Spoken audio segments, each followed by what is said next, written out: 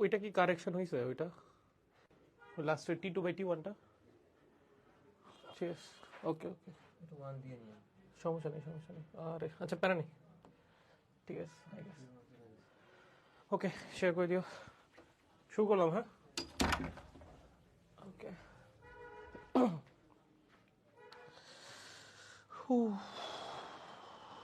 Wait on guys অনেক প্যারা হয়ে গেছে আজকে সরি দাঁড়াও আসতে আগেই না মানে আজকে একটু পেইন খেয়ে গেছি ওই স্লাইডটা হলো রেডি ছিল না আমার একদমই খেয়াল ছিল না ওখানে একটু লেট হয়ে গেছে ক্লাসের আগে যে মনে পড়ছে আরে ভাই স্লাইড তো রেডি না পেইন খেয়ে গেছি রে একটু হালকা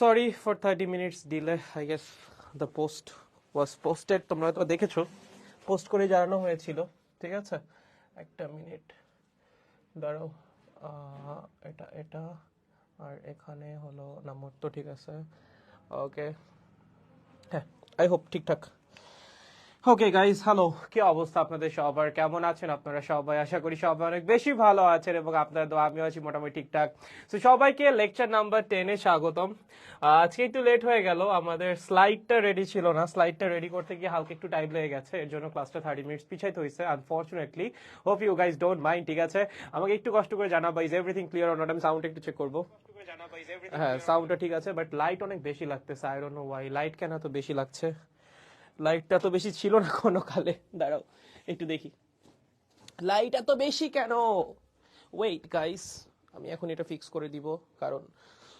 ইমপারফেকশন আই হেট ওয়েট হ্যাঁ perfect I guess now better than before ওকে আসছে 5 মিনিট পরে অনেক রাগ নেই ক্লিয়ার ঠিক আছে আসসালামু আলাইকুম ভাই ওয়ালাইকুম আসসালাম hello darling hello Shamim hello তুমি আমাকে কি মনে করে একজন পুরুষ হয়ে ডার্লিং বলে ডাকলা আই পার্সোনালি ডোন্ট নো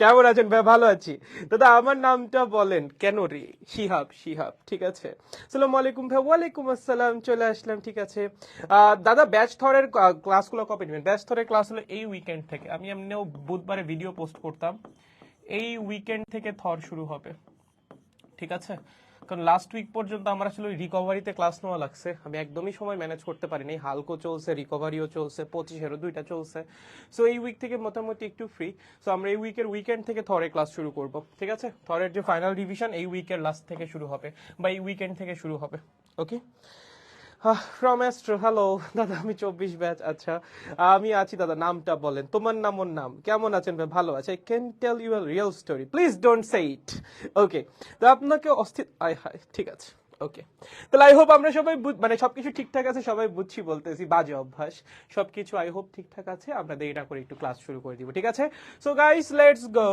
চলেন আমরা আজকে পড়াশোনা করবো কি নিয়ে কার্নো ইঞ্জিন নিয়ে দেখো লাস্টের দিন আমি তোমাদের ক্লাসে ইঞ্জিন পুরো ডিটেলসে পড়াইছি ঠিক আছে যে একটা হিট ইঞ্জিন কিভাবে কাজ করে ফাংশনালিটি কি কি সবকিছুই তোমাদের পড়ানো হয়েছে এন্ড আই হোপ তোমাদের এগুলো মনে আছে সো আজকে আমরা স্পেশালি পড়াশোনা করবো কার্নো ইঞ্জিন নিয়ে তার আগে ইঞ্জিনের রিক্যাপটা একটাবার দিয়ে দিই দেখেন যাদের মনে নাই একটাবার খেয়াল করেন একটা হিট ইঞ্জিন কিভাবে কাজ করে এগুলো সব লাস্টের দিনের পড়াশোনা ঠিক আছে কিসের পড়াশোনা সব লাস্টের দিনের পড়াশোনা সো একটাবার রিক্যাপ করে দিচ্ছি মনে না থাকলে একবার দেখে নাও আর কিছু যদি বুঝতে না পারো একটু বইলো একটা হিট ইঞ্জিনে কি হয় বলো এরকম একটা সেটআপ থাকে এই এখানে থাকে একটা হিট সোর্স ঠিক আছে কি থাকে একটা হিট সোর্স তার টেম্পারেচার ধরো T1 এই হিট সোর্স থেকে কি করে ইঞ্জিন হিট নেয় ওকে এই হিটের একটা অংশকে ইঞ্জিন কি করে কাজে রূপান্তর করে এবং অবশিষ্ট যে হিটটা Q2 সেটাকে সে তাপগ্রাহকে ছেড়ে দেয় কোথায় ছেড়ে দেয় হিট সিঙ্ক বা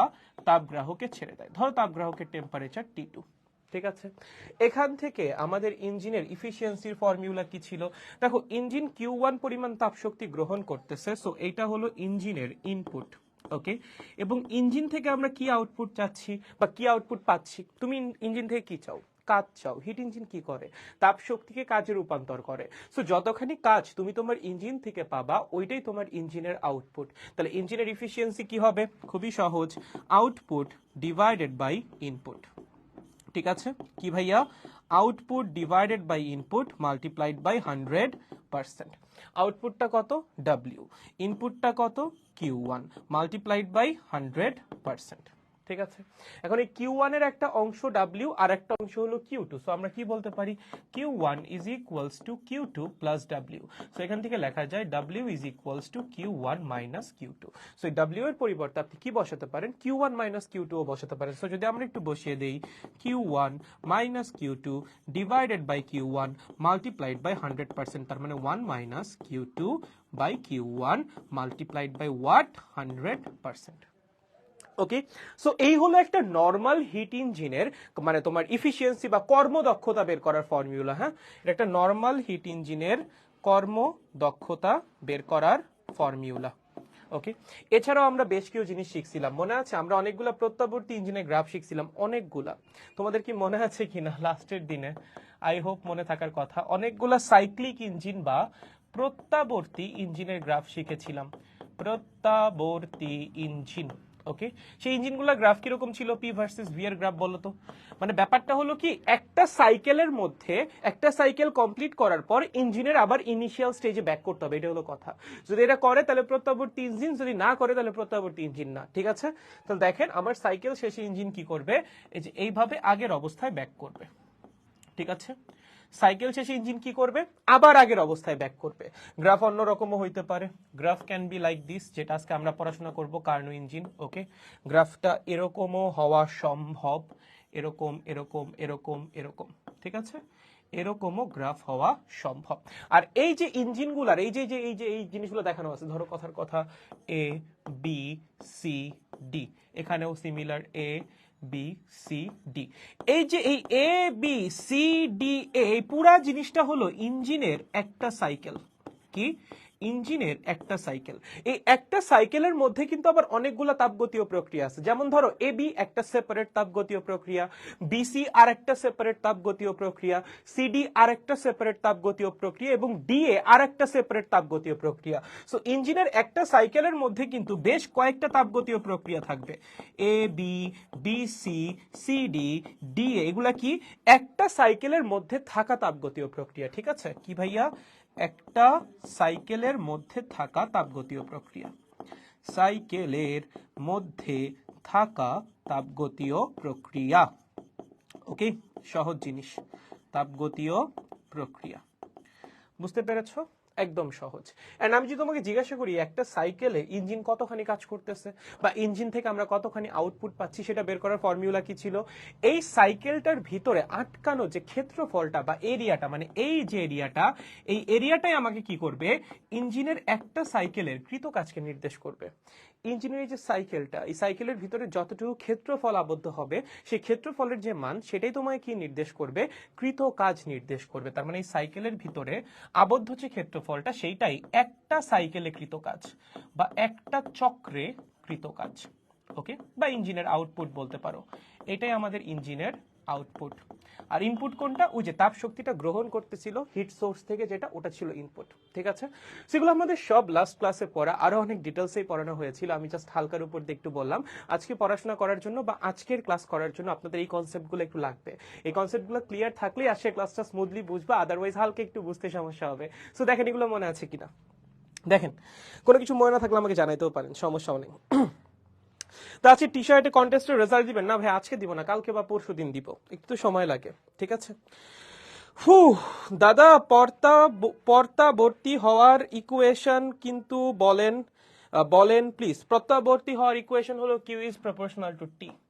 ঠিক আছে, এটা ছিল প্রত্যাবর্তী প্রক্রিয়ার ইকুয়েশন, Q1 বাই T1 হইতে হবে Q2 ডিভাইডেড বাই T2। যদি এই কন্ডিশন স্যাটিসফাই করে তাহলেই ইঞ্জিন প্রত্যাবর্তী বা কোন একটা প্রক্রিয়া প্রত্যাবর্তী। এটা পড়ানো হয়েছিল লেকচার নাম্বার 8-এ। লেকচার নাম্বার 8টায় প্রত্যাবর্তী অপ্রত্যাবর্তী প্রক্রিয়া নিয়ে আলোচনা করা হয়েছে।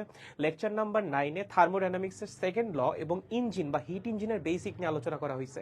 সেগুলো সবই আগের পড়ানো জিনিস, একটু কষ্ট করে পড়ে নিও। ঠিক আছে, ওকে, মনে আছে দাদা? ওকে, মনে আছে। আসসালামু আলাইকুম। ওয়ালাইকুম আসসালাম। জি মনে আছে, ঠিক আছে।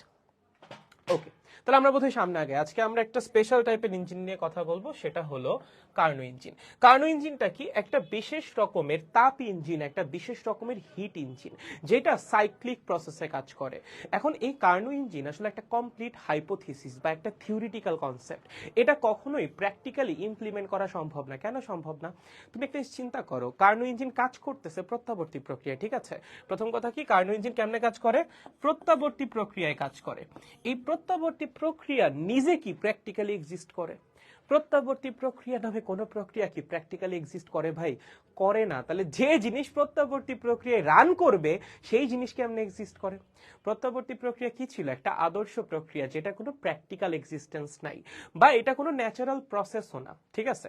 তাহলে যেই জিনিস প্রত্যাবর্তী প্রক্রিয়ায় রান করতেছে সেইটা ন্যাচারাল এক্সিস্টেন্স কই থেকে আসবে? কার্নো ইঞ্জিনেরও কোনো ন্যাচারাল এক্সিস্টেন্স নাই, এটা জাস্ট একটা হাইপোথিসিস বা একটা থিওরি। ওকে, এটা এখানে লেখা আছে, এটা একটা হাইপোথিসিস বা থিওরি, এটার কোনো প্র্যাকটিক্যাল এক্সিস্টেন্স নেই। এবং ফাইনালি এটা একটা সাইক্লিক প্রসেস বা চক্রাকার প্রক্রিয়ায় কাজ করে। কেন ভাইয়া? প্রত্যাবর্তী প্রক্রিয়া মানে কি? প্রক্রিয়া শেষ হওয়ার পর আবার আগের অবস্থায় ফিরে আসতে হবে। তাহলে আগের অবস্থায় যদি ফিরে আসে বারবার একটা প্রক্রিয়া শেষ হয়ে, ধরে এরকম আমি এ থেকে বিতে গেলাম, বি থেকে সিতে আসলাম, সি থেকে ডি, শেষ করে আবার আগের অবস্থায় ফিরে আসলাম, বারবার বারবার এ থেকে বিতে যাচ্ছি, বি থেকে সি, সি থেকে ডি, ডি থেকে এ থেকে বি, বি থেকে সি, সি থেকে ডি, ডি থেকে, বারবার এটা হচ্ছে। তাহলে এই জিনিসটা কি একটা সাইক্লিক প্রসেস না? অবশ্যই সাইক্লিক প্রসেস। তাহলে যেহেতু আমার কার্নো ইঞ্জিন কি করতেছে ভাইয়া? প্রত্যাবর্তী প্রক্রিয়ায় রান করতেছে, তাহলে প্রক্রিয়া শেষে তার অবশ্যই আগের অবস্থায় ফিরে আসতে হবে। দ্যাট মিন্স তার একটা সাইক্লিক প্রসেসে বা একটা চক্রাকার প্রক্রিয়ায় রান করতে হবে। ঠিক আছে, বুঝছি, গুড। এখন এখানে একটু লেখা আছে, একটু খেয়াল করো। আমাদের নর্মাল হিট ইঞ্জিনের ফর্মুলা কি হয় এফিসিয়েন্সির? এটা is equals to 1 minus Q2 divided by Q1 multiplied by 100%, right? এটা একটা নর্মাল হিট ইঞ্জিনের জন্য এফিসিয়েন্সির ফর্মুলা। কার্নো ইঞ্জিনের জন্য এটা খাটবে। এই ফর্মুলা কার্নো ইঞ্জিনের জন্য খাটবে। কেন? কারণ কার্নো ইঞ্জিন তো একটা হিট ইঞ্জিনই। তাহলে কি কার্নো ইঞ্জিনের জন্য এই ফর্মুলা খাটা উচিত না? অবশ্যই খাটা উচিত। তাহলে এই ফর্মুলা কার্নো ইঞ্জিনের ক্ষেত্রেও খাটবে। ঠিক আছে, কি হবে এটা? কার্নো ইঞ্জিনের ক্ষেত্রেও খাটবে। ওকে, ফাইন। বাট কার্নো ইঞ্জিনের ক্ষেত্রে এই ফর্মুলার আর একটা মডিফাইড ভার্সন আনা যায়। কিভাবে? দেখো, আমরা একটু আগেই ইঞ্জিনের ইয়াটা দেখতেছিলাম যে এরকম একটা হিট সোর্স থাকে, টাটা টাটা এরকম, এখানে কি থাকে? একটা হিট সোর্স। এই হিট সোর্সের টেম্পারেচার কত? এই হিট সোর্সের টেম্পারেচার হলো T1, এবং এই পাশে একটা হিট সিঙ্ক থাকে বা একটা তাপ গ্রাহক থাকে, তার টেম্পারেচার হলো T2। হিট সোর্স থেকে আমার ইঞ্জিনটা একটা নির্দিষ্ট পরিমাণ তাপ শক্তি নেয় Q1, তার একটা নির্দিষ্ট পরিমাণ অংশ কাজে রূপান্তরিত হয়, অবশিষ্টটা অপচয় হয়। ওকে, আমরা একটু আগে কি জানলাম? প্রত্যাবর্তী প্রক্রিয়ার ফর্মুলা কি ছিল? প্রত্যাবর্তী প্রক্রিয়ার ফর্মুলা ছিল Q is proportional to T। তার মানে আমার এই হিট সোর্স থেকে যেই তাপ শক্তিটা আসবে সেই তাপ শক্তি কিসের সমানুপাতিক? টেম্পারেচারের সমানুপাতিক। কার টেম্পারেচারের সমানুপাতিক বলো? কার টেম্পারেচারের সমানুপাতিক? তুমি যাকে ওই হিট মানে কি বলে এটাকে হিটটা দিবা, যাকে তুমি এই হিটটা দিবা তার টেম্পারেচারের সমানুপাতিক, এবং সেই টেম্পারেচারটা হবে একদম তাপ উৎসের টেম্পারেচারের সমান। আমরা একটু পরে এটা পড়বো, আপাতত একটু বিশ্বাস করে নাও যে আমার যে সিস্টেমটা থাকবে বা আমার যে ইঞ্জিনটা থাকবে তার ইনিশিয়াল টেম্পারেচার হবে একদম হিট সোর্সের টেম্পারেচারের সমান, মানে একটু এদিক ওদিক হবে না। সো আমার যে তাপ শক্তিটা যাচ্ছে কোন টেম্পারেচারে যাচ্ছে? T1 টেম্পারেচারে।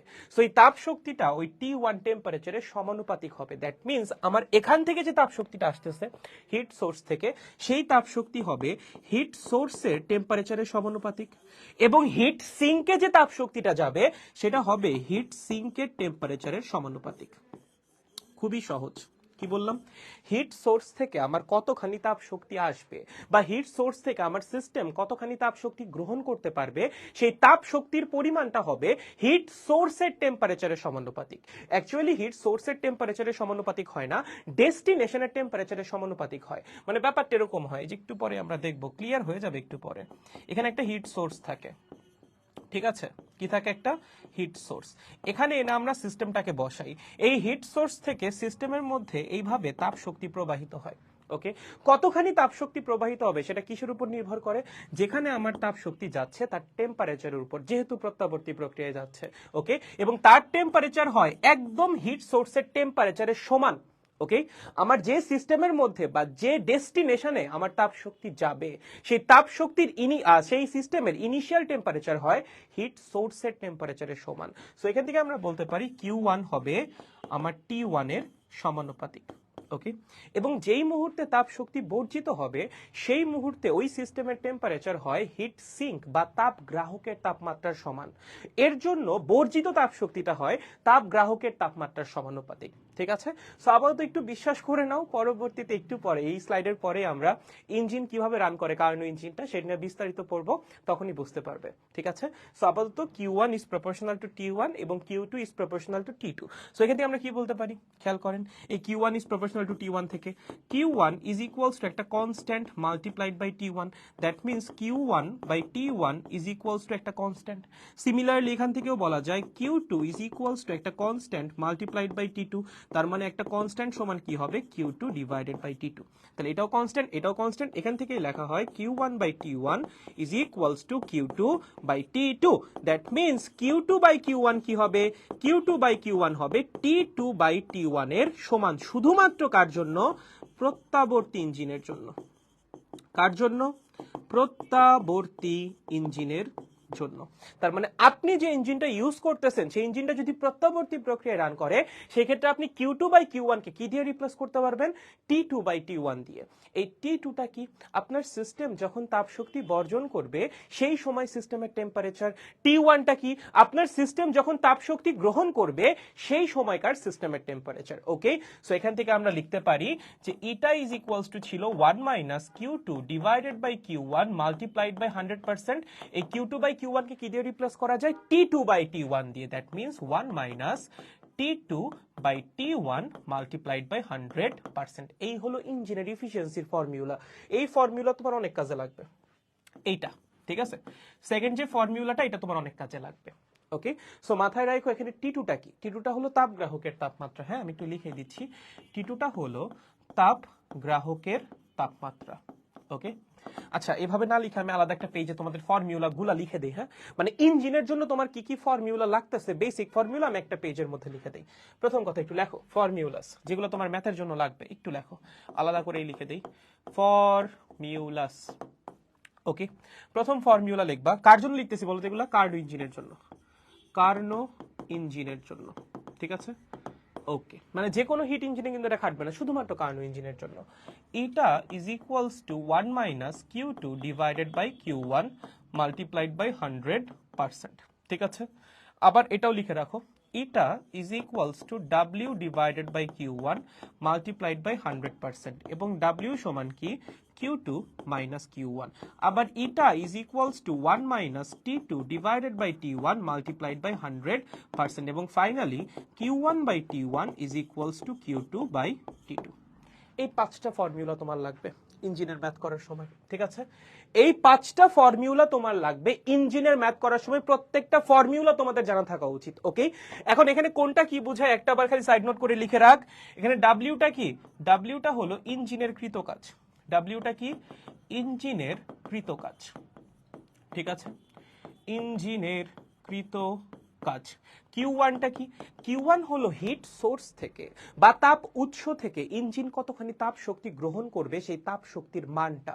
তাহলে Q1 কি, তাপ উৎস থেকে ইঞ্জিনের গৃহীত তাপ শক্তি, তাপ উৎস হতে বা তাপ উৎস থেকে ইঞ্জিনের গৃহীত তাপ শক্তি। ঠিক আছে, ইঞ্জিনের কি ভাইয়া, ইঞ্জিনের গৃহীত তাপ শক্তি। ওকে, Q2টা কি বলো, এই Q2 কি, Q2 হলো তাপ গ্রাহকে ইঞ্জিনের বর্জিত তাপ শক্তি, মানে তাপ গ্রাহক বা হিট সিঙ্কে ইঞ্জিনের কতখানি অপচয়কৃত তাপ শক্তি ছেড়ে দেওয়া হচ্ছে সেই মানটা হলো Q2।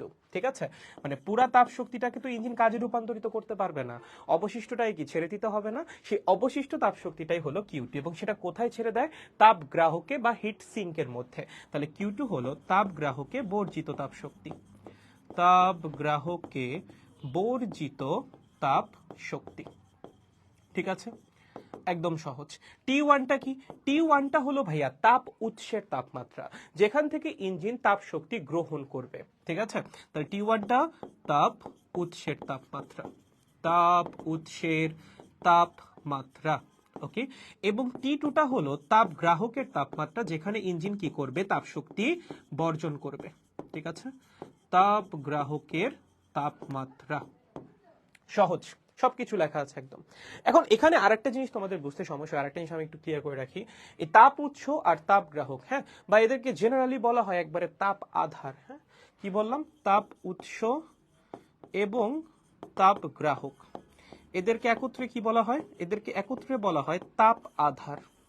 কি বলা হয় রে, তাপ আধার। এই তাপ আধারের স্পেশালিটি কি? তাপ আধারের স্পেশালিটি হলো তাপ আধারের মধ্যে অসীম পরিমাণ তাপ শক্তি থাকে। আমি হয়তোবা লাস্টের দিনও কিছুটা বলেছিলাম, আজকে আর একটু বলি। তাপ আধারের স্পেশালিটি কি? এখানে কি থাকে, অসীম পরিমাণ তাপ শক্তি থাকে, অসীম পরিমাণ তাপ শক্তি। ওকে, অসীম পরিমাণ কি, তাপ শক্তি। এই অসীম পরিমাণ তাপ শক্তি থাকার সুবিধা কি? ধরো সমুদ্রের পানি, সমুদ্রের মধ্যে কি আছে, অসীম পরিমাণ পানি। তুমি যদি সেখান থেকে এক মগ পানি বা এক বালতি পানি বা একটা সুইমিং পুলের সমান পরিমাণ পানি উঠাই নাও, তার জন্য কি সমুদ্রের পানির লেভেল নিচে নেমে আসবে? নামবে না। কেন? কারণ সমুদ্রের মধ্যে প্রচুর পরিমাণ পানি আছে, কিছুটা পানি উঠে নিলেও কোনো সমস্যা নেই। আবার ধরো পৃথিবীর বিভব কত, 0 ভোল্ট। আমরা যদি পৃথিবী থেকে কিছুটা চার্জ নিয়ে নেই বা পৃথিবীকে কিছুটা চার্জ দেই, তার জন্য কি পৃথিবীর ভোল্টেজ বা বিভব চেঞ্জ হয়? চেঞ্জ হয় না। কেন? কারণ পৃথিবীর মধ্যে অলরেডি এক্সিস্টিং অনেক চার্জ আছে, অসীম অ্যামাউন্টের চার্জ আছে। সো অসীম অ্যামাউন্ট থেকে অল্প একটু নিয়ে নিলে তাতে আসলে কোনো পরিবর্তন হয় না। সিমিলার কাহিনী তাপ আধারের ক্ষেত্রে। তাপ আধারের মধ্যে তাপ শক্তির পরিমাণ অনেক বেশি। সো আপনি তাপ আধার থেকে তাপ শক্তি গ্রহণ করেন বা তাপ শক্তি বর্জন করেন, যেটাই করেন না কেন, তাপ আধারের টেম্পারেচার চেঞ্জ হবে না। যেমন আমাদের ইঞ্জিন কি করতেছে, তাপ উৎস থেকে তাপ শক্তি গ্রহণ করতেছে, তার জন্য কি তাপ উৎসের টেম্পারেচার চেঞ্জ হবে না। ইঞ্জিন তাপ শক্তি গ্রহণ করার আগেও তাপ উৎসের টেম্পারেচার যা থাকবে, ইঞ্জিন তাপ শক্তি গ্রহণ করার পরেও তাপ উৎসের টেম্পারেচার সেটাই থাকবে। সিমিলারলি ইঞ্জিন গিয়ে কি করে, তাপ গ্রাহকে তাপ শক্তি বর্জন করে, তাপ গ্রাহক সেই তাপ শক্তি আবার ইঞ্জিন থেকে গ্রহণ করতেছে, তার জন্য কি তাপ গ্রাহকের টেম্পারেচার চেঞ্জ হবে? চেঞ্জ হবে না, কারণ ওর মধ্যে অলরেডি অসীম অ্যামাউন্টের তাপ শক্তি আছে। সো আপনার মাথায় রাখা লাগবে, এই তাপ উৎস এবং তাপ গ্রাহকে তাপ শক্তি আদান প্রদানের কারণে এদের নিজস্ব টেম্পারেচার কখনোই চেঞ্জ হয় না। ওকে, তাহলে এটা একটু লিখে রাখো, এদের টেম্পারেচার চেঞ্জ হয় না, এদের টেম্পারেচার চেঞ্জ হয় না, মানে তাপ শক্তি আদান প্রদান করলে এদের টেম্পারেচারে কোনো পরিবর্তন আসবে না। ওকে, দেখো এতটুকু বুঝছো কিনা, দেখো এতটুকু বুঝেছো, দেখো দেখো, আরে কবিতা টবিতা লেখা বাদ দে রে, এগুলো দেখ, এগুলো বুঝছিস কিনা দেখ। তোদের কি বলবো, আমি পুরাই হতাশ তোদের নিয়ে। আমি দেখ বুঝছিস কিনা। আহ কার্নো তো কোনো বানায় নাই, কোনো প্র্যাকটিক্যাল ইঞ্জিন বানায় নাই, মানে সে জাস্ট একটা হাইপোথিসিস দিছিল। ঠিক আছে, সে বানায় নাই। ওকে দাদা, হ্যাঁ বলেন বলেন। দাদা তো আবার কি জিনিস ভাই, এটা কি জিনিস ভাই? হয় তোমরা আমাকে বলো দাদা, ঠিক আছে, দাদা বলো, দাদা বলে ডাকো। তা না, তোমরা ডাকো কি, তোমরা ডাকো ড্যাড। সবচেয়ে বড় সমস্যা ড্যাড। তারপর ডাকো কি, তারপর ডাকো দাদাদ। এটার মানে কি ভাই, দাদাদ মানে কি? মানে কি কি নামে ডাকিস ভাই তোরা আমাকে? নিজের অস্তিত্বহীনতায় ভুগি মাঝে মধ্যে, একটু ভালো নামে ডাক। তা না, মানে কি না কি নামে ডাকে। বুঝছি ভাইয়া। ওকে দাদা, ম্যাথ করাবেন না? না। কেমন আছেন? ভালো আছি, ক্লিয়ার। ওকে, তো থার্মোডাইনামিক্স খুবই ইজি একদম, বুঝছি, বাট আমার পটেনশিয়াল ডিফারেন্স বেশি আর্থের থেকে। ভেরি গুড, বুঝছি। ওকে স্যার, বিয়ে করা লাগবে, একা একা আর বুঝতেছি না, শেয়ার করে বোঝা লাগবে। হ্যাঁ please please please go for it, আমাকেও একটা দাওয়াত দিও, যাবো না। যাই হোক, ওকে, আবার ওই যে শুরু হয়েছে ড্যাড। আরে ভাই কি রে ভাই, বুঝছি এতটুকু, সামনে আগাই। ঠিক আছে, ওকে। তো এখানে কিছুটা আলোচনা করা আছে, এগুলো আগে দেখো, এগুলো আগে প্রিলিমিনারি আলোচনা, এমনি দেখে নাও, মাথার মধ্যে কিছুটা সেট করার ট্রাই করো, না করলেও কোনো সমস্যা নাই, ব্রো ইজ হিয়ার, তোমাকে বুঝাই দিবে, কোনো প্যারা নাই।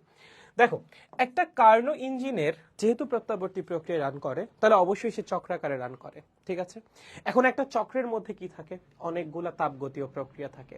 কার্নো ইঞ্জিনের একটা চক্রে 4টা তাপগতীয় প্রক্রিয়া থাকে। কি বললাম, কার্নো ইঞ্জিনের একটা চক্রের মধ্যে 4টা তাপগতীয় প্রক্রিয়া থাকে, তার মধ্যে 2টা প্রসারণ, 2টা সংকোচন। ওকে, আবার বলতেছি, কার্নো ইঞ্জিনের একটা সাইকেলের মধ্যে 4টা তাপগতীয় প্রক্রিয়া থাকবে। তার মধ্যে 2টা হবে প্রসারণ, 2টা হবে সংকোচন, এবং যে 2টা প্রসারণ হবে তার মধ্যে একটা হবে সমষ্ণ প্রসারণ, মানে প্রসারণটা হবে সমষ্ণ প্রক্রিয়ায়, আর একটা হবে রুদ্ধতাপীয় প্রসারণ, মানে সেই ক্ষেত্রে প্রসারণ হবে রুদ্ধতাপীয় প্রক্রিয়ায়। দেন হবে 2টা সংকোচন, একটা সমষ্ণ সংকোচন আর একটা রুদ্ধতাপীয় সংকোচন। ঠিক আছে, এখানে দেওয়া আছে, একটু খেয়াল করো। প্রথমে হবে কি, প্রথমে হবে সমষ্ণ প্রসারণ, দেন এইটার পরে হবে রুদ্ধতাপীয় প্রসারণ, তারপর হবে সমষ্ণ সংকোচন, তারপর হবে রুদ্ধতাপীয় সংকোচন, এবং এইটা হয়ে যাওয়ার পর সিস্টেম আবার একদম আগের অবস্থায় ব্যাক করবে। কেন ভাইয়া? ভাইয়া প্রত্যাবর্তী প্রক্রিয়া তো, আমার চক্র শেষ হওয়ার পর কি সিস্টেমকে আবার আগের অবস্থায় ব্যাক করতে হবে না? অবশ্যই আগের অবস্থায় ব্যাক করতে হবে। সো আগের অবস্থায় ব্যাক করার পর আমরা বলবো একটা সাইকেল কমপ্লিট। কি বলবো? একটা সাইকেল কমপ্লিট। তারপর আবার সেম জিনিস শুরু হবে, একটা সমষ্ণ প্রসারণ, তারপর আবার একটা রুদ্ধতাপীয় প্রসারণ, দেন আবার একটা সমষ্ণ সংকোচন, দেন আবার একটা রুদ্ধতাপীয় সংকোচন, এবং দেন আবার আগের অবস্থায় ব্যাক করবে। আমরা বলবো 2টা সাইকেল শেষ হয়েছে, তারপর সেম জিনিস আবার রিপিট হবে। বুঝতে পারছো? সো আমার কার্নো ইঞ্জিনের একটা সাইকেলের মধ্যে 4টা তাপগতীয় প্রক্রিয়া থাকে, সমষ্ণ প্রসারণ, রুদ্ধতাপীয় প্রসারণ, সমষ্ণ সংকোচন, রুদ্ধতাপীয় সংকোচন, এবং এই 4টা তাপগতীয় প্রক্রিয়া কমপ্লিট হওয়ার পর ইঞ্জিনটা একদম আগের অবস্থায় বা সিস্টেমটা একদম আগের অবস্থায় ফিরে আসে। এটা কিন্তু মাথায় রাখা লাগবে। এই 4টা, এটা একটু লিখে রাখো তো, লিখে রাখো, অনেকে ভুলে যায়। এই 4টা তাপগতীয় প্রক্রিয়া লেখো, এই 4টা তাপগতীয় প্রক্রিয়া কমপ্লিট হওয়ার পর, কমপ্লিট হওয়ার পর সিস্টেম একদম আগের অবস্থায় ফিরে আসবে। ঠিক আছে, সিস্টেম কি করবে? একদম আগের অবস্থায় ফিরে আসবে, মানে ইনিশিয়াল স্টেজে ফিরে আসবে। বুঝছিস? আগের অবস্থায় ফিরে আসবে। সহজ সহজ জিনিস। কেন ফিরে আসবে ভাই? সাইক্লিক প্রসেস, প্রক্রিয়া শেষ হওয়ার পর তো আগের অবস্থায় ফিরে আসতেই হবে। ঠিক আছে, ক্লিয়ার ক্লিয়ার ক্লিয়ার। তাহলে একটু দেখি এগুলা হইলে আমার সিস্টেমের মধ্যে কি কি সেন্স আসে। চলো একটু বিস্তারিত পড়াশোনা করা যাক, এভাবে ঠেকে ঠেকে আর কতদিন। আমরা একটু বিস্তারিত পড়াশোনা করি, কিন্তু মিনওয়াইল আমার ফোনের চার্জ শেষ, আই ডোন্ট নো ওয়াই। আয় হায়, সরি, ফোনের এই ফোনে কে রিস্টার্ট নিল কেন? ये क्या हुआ भाई? तुम्हारा जिंदगी खत्म हो गया क्या? সরি, আই মিন কি হইল ওর? ও একা একা রিস্টার্ট নিছে, ভয়ঙ্কর। ये तो, ए भाई कुछ गड़बड़, बहुत कुछ गड़बड़ लग रहा है, সরি, দাঁড়াও ভাই, আত্মহত্যা কাইপা যায় ভাই এগুলা দেখলে। ঠিক আছে, এমনি যে অবস্থা আমার। যাই হোক, চলো একটা কার্ণচক্র নিয়ে একটু পড়াশোনা করি। কি ভাইয়া? একটা কার্ণচক্র। তবে একটা কার্ণচক্র নিয়ে পড়াশোনা করার আগে অবশ্যই কি করতে হবে? আমার যে ফেসবুক বাসী আছে তাদের লাইভটা তো একটু সামনে আয়না নিতে হবে। আমি তো দেখতেই পাচ্ছি না তোমরা কি ক্লাস দেখতেছো নাকি দেখতেছো না। একটা ব্যাপার স্যাপার আছে না, তোমরা ক্লাস দেখবা, এই পাশ থেকে আমি দেখবো, তোমরা দেখবা কিছু, আমি দেখবো কিছু, সেই থেকে জন্ম নিবে সুন্দর একটা ক্লাস। যাই হোক, এবার ঠিক আছে, now I can see you guys, let's go guys. একটা কার্ণচক্র কয়টা তাপগতীয় প্রক্রিয়া থাকবে বল?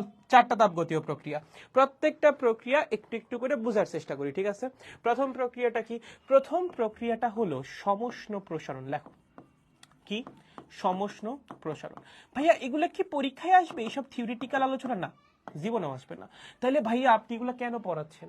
এগুলো তো আমার পরীক্ষায় আসবেই না, আপনি এগুলো কেন পড়ান? শোনো, পরীক্ষায় আসার জন্য যদি তুমি পড়তে চাও, এই সব টপিকের পরে, থিওরির পরে প্রায় 10-12টা ম্যাথ আছে, যেগুলো আমি কালকে করাবো, আজকে খালি আমি থিওরি পড়াবো। You are welcome to the next lecture. আর তোমার যদি মনে হয় তুমি জানতে চাও একটা ইঞ্জিন কেমনে কাজ করে, দেন ওয়েলকাম টু দিস লেকচার। ওকে, চলো, এগুলো পরীক্ষায় আসবে না, বাট নিজের মানসিক শান্তির জন্য, নিজের আত্মার শান্তির জন্য, আত্মিক শান্তির জন্য এসব পড়াশোনা করতে হবে। ওকে, সো একটা ইঞ্জিন বা একটা সিস্টেম দেখতে কিরকম হয়? এরকম হয়, দেখ এরকম থাকে, বুঝছিস? এই এই এই এই এই, হ্যাঁ, এখানে থাকে একটা পিস্টন। ভালো মতো খেয়াল করবি, কি থাকে? একটা পিস্টন। বইটা পড়ে যখন বুঝবা না তখন আমাকেই পড়বে মনে। দেখো একটু, এরকম এরকম এরকম। ঠিক আছে, এখানে একটা পিস্টন থাকে।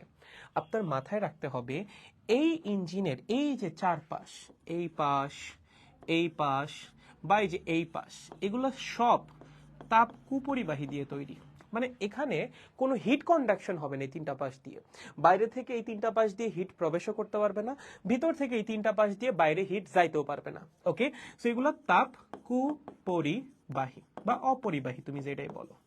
Okay fine. আমার এই ভিতরে কি আছে, ভিতরে রাখা আছে আইডিয়াল গ্যাস, ঠিক আছে, বা এটা অন্য কোনো গ্যাস হইতে পারে, সমস্যা নেই, মানে গ্যাস রাখা আছে ভিতরে। ওকে, আমরা সমষ্ণ প্রসারণে কি করব, এই সিস্টেমটাকে একটা তাপ উৎসের উপর নিয়ে বসাবো। এবং আরেকটা কথা বলে দিই, এই যে নিচের যে পার্টটা, এই নিচের পার্টটা হলো তাপ পরিবাহী, ঠিক আছে। তার মানে যদি তাপের আদান প্রদান হয় এই সিস্টেমে, তাহলে সেটা হইতে পারে শুধুমাত্র নিচের সাইডটা দিয়ে। ওকে, যদি সিস্টেমের মধ্যে তাপের আদান প্রদান হয় তাহলে সেটা হইতে পারে শুধুমাত্র কি নিচের সাইডটা দিয়ে। ওকে, তাহলে খেয়াল করেন, আমরা এটাকে কি করব, হিট সোর্সের উপরে নিয়ে বসাবো। এখানে কি একটা হিট সোর্স, ওকে, হিট সোর্স। আচ্ছা, এখন আপনাদের বোঝার খাতিরে এখানে আমি ছোট্ট ছোট্ট কয়েকটা পাথর বসাবো। তোমাদের প্রত্যাবর্তী প্রক্রিয়া পড়াইছিলাম, মনে আছে? পাথর বসাইছিলাম পিস্টনের উপরে, এখানে ছোট্ট ছোট্ট কয়েকটা পাথর বসাবো। পাথর বসাইলে কি হবে, ধরেন আপনার যে হিট সোর্স আছে সেই হিট সোর্সের টেম্পারেচার হলো T1, ওকে, এবং আপনার এখানে যে সিস্টেম আছে সেই সিস্টেমের টেম্পারেচারও T1ই হবে। ওকে, আপনার হিট সোর্সের যে টেম্পারেচার আপনার সিস্টেমের টেম্পারেচারও এটাই হবে। তাইলে ভাইয়া হিট সোর্স থেকে আমার সিস্টেমে তাপ শক্তি কেমনে যায়? আমরা কি পড়ছিলাম, হিট সোর্স থেকে একটা নির্দিষ্ট পরিমাণ তাপ শক্তি Q1 ইঞ্জিনের মধ্যে প্রবেশ করে, এটাই তো তোমার ইঞ্জিন। এখন তোমার হিট সোর্সের যা তাপমাত্রা তোমার ইঞ্জিনেরও তাই তাপমাত্রা, হিট সোর্স থেকে ইঞ্জিনের মধ্যে তাপ শক্তি যাবে কেমনে? সেম তাপমাত্রা থেকে সেম তাপমাত্রা কি তাপ শক্তি ট্রান্সফার হয়? হয় না। এর জন্য আমাদের কি করতে হবে, এই যে দেখেন আমরা কি করব, আস্তে আস্তে একটা একটা করে পাথর উঠাবো। কি করব, আস্তে আস্তে একটা একটা করে পাথর উঠাবো। ওকে, আস্তে আস্তে একটা একটা করে পাথর উঠাবো। ওকে, একটা একটা করে পাথর যদি উঠানো হয়, জাস্ট এটা অ্যানালজিক্যাল আলোচনা, যদি এমনি করে একটা একটা করে পাথর আমরা উঠাই কি হবে বলো তো, তুমিই বলো কি হবে? এই যে এইটা পিস্টনটা আস্তে আস্তে উপর উঠবে। কেন? যখন পাথর দিয়ে রাখছিলা পিস্টন এই অবস্থায় ছিল, তার মানে কি পিস্টনটা ছিল ব্যালেন্সড। পিস্টনের উপর থেকে নিচের দিকে যে প্রেসার ছিল নিচ থেকে উপরের দিকেও সেম প্রেসার ছিল। যখন তুমি এইখান থেকে পাথর উঠাবা উপর থেকে নিচের দিকে প্রেসার কি হবে, কমে যাবে, কিন্তু নিচ থেকে উপরের দিকে প্রেসার তো আগের মতোই আছে। সো উপর থেকে নিচের প্রেসার যদি কমে যায় তখন তোমার পিস্টন কি হবে, পিস্টন ওঠা শুরু করবে উপরের দিকে। পিস্টন কি করবে, পিস্টন আস্তে আস্তে উপর ওঠা শুরু করবে। তুমি কি আস্তে আস্তে একটা দুইটা তিনটা চারটা এমনি করে পাথর উঠাচ্ছ না? সো তোমার পিস্টন আস্তে আস্তে উপর ওঠা শুরু করবে। কি হবে, পিস্টন আস্তে আস্তে উপরে ওঠা শুরু করবে। লেখো, আস্তে আস্তে উপরে ওঠা শুরু করবে। ঠিক আছে, পিস্টন যদি আস্তে আস্তে উপরে ওঠা শুরু করে তাহলে আমার এই ভিতরের আয়তন বৃদ্ধি পাবে না? এগুলো সব প্রত্যাবর্তী প্রক্রিয়া পড়াইছিলাম, তোদের মনে থাকা উচিত। যখন এমনি করে আস্তে আস্তে ধাপে ধাপে আবার পিস্টনটা উপরে উঠবে, আমার ভিতরের যে ভলিউম বা আয়তন সেটা কি বৃদ্ধি পাইতে থাকবে না? অবশ্যই বৃদ্ধি পাইতে থাকবে। সো পিস্টন যখন আস্তে আস্তে উপরে উঠবে তখন ভলিউম কি হবে, আস্তে আস্তে ভলিউম বাড়বে, আস্তে আস্তে ভলিউম বাড়বে। ফাইন, আস্তে আস্তে ভলিউম আমার বাড়লো। তাহলে ভলিউম যদি বাড়ে তার জন্য কি করতে হবে, কাজ করতে হবে, তাই না? আমার যদি ভলিউম বৃদ্ধি পায় আমরা কি জানি, কৃতকাজ সমান পি ডেল ভি। কৃতকাজ সমান কি, পি ডেল ভি।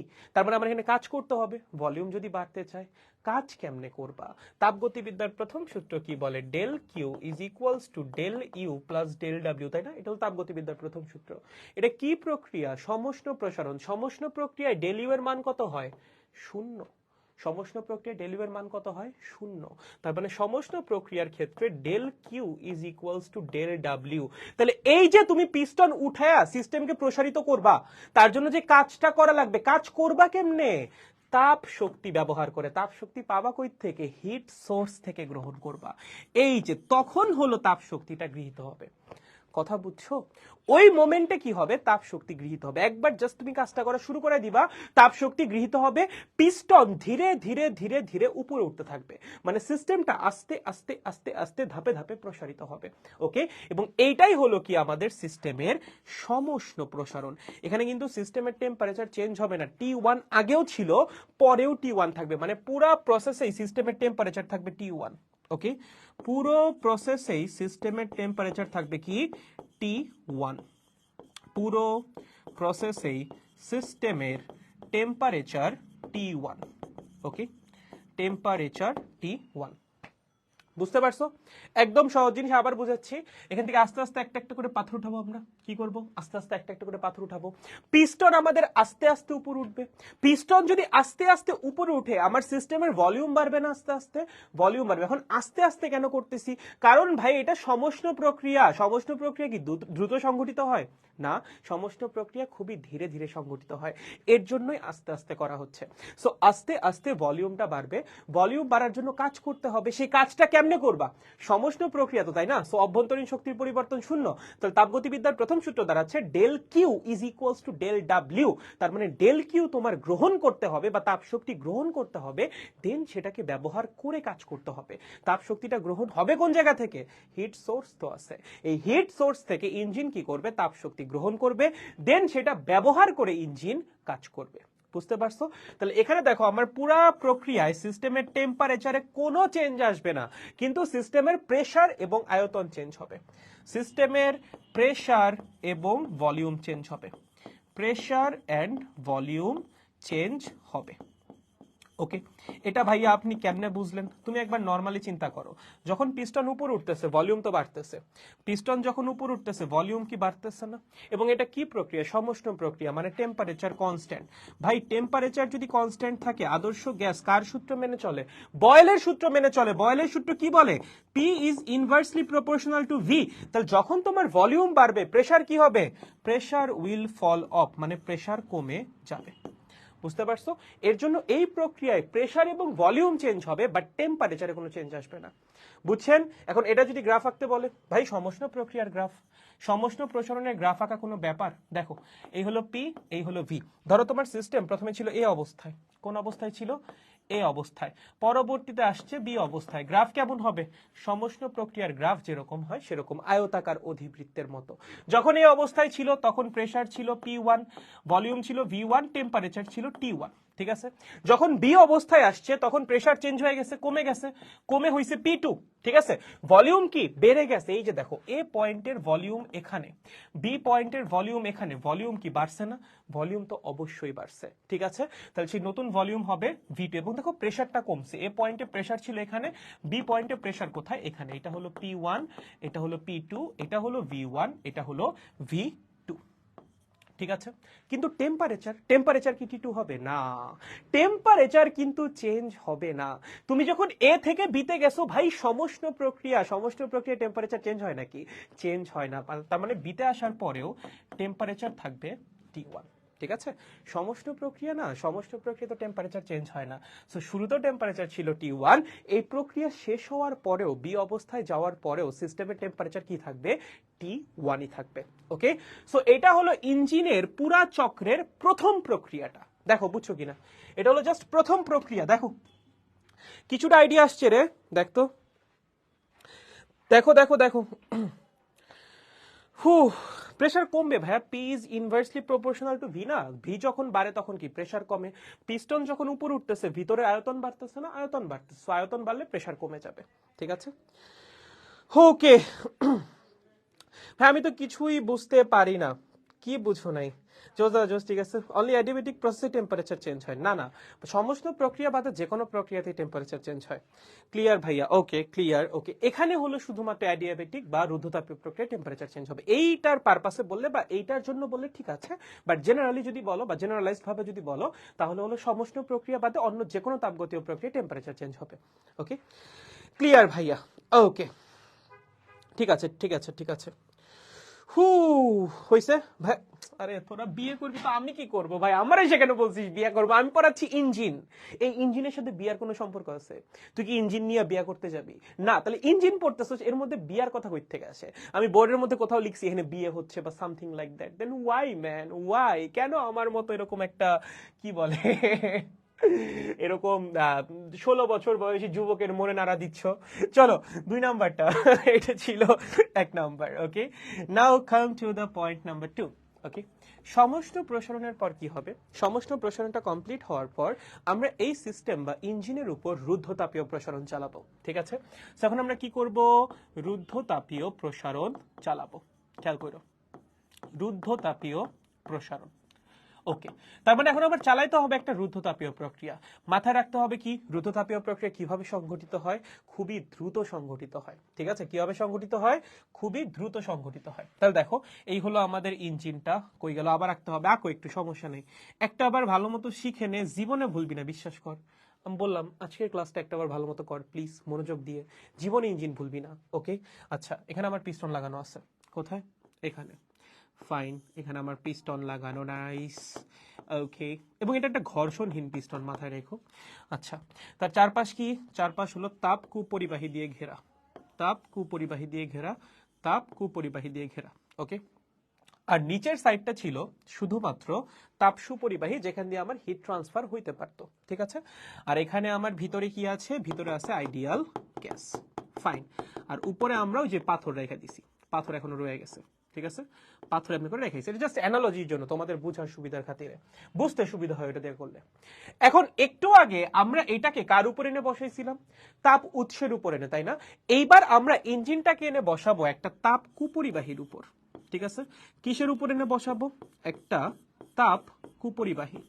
ওকে, তাহলে এবার একটা জিনিস তুমি চিন্তা করো, আমার ইঞ্জিনের বা এই সিস্টেমের 4টা পাশের মধ্যে 3টা পাশ আগে থেকেই তাপ কুপরিবাহী দিয়ে ঢাকা ছিল। এগুলো সব তাপ কুপরিবাহী, এই যে পিঙ্ক কালার দিয়ে যেগুলো আঁকা।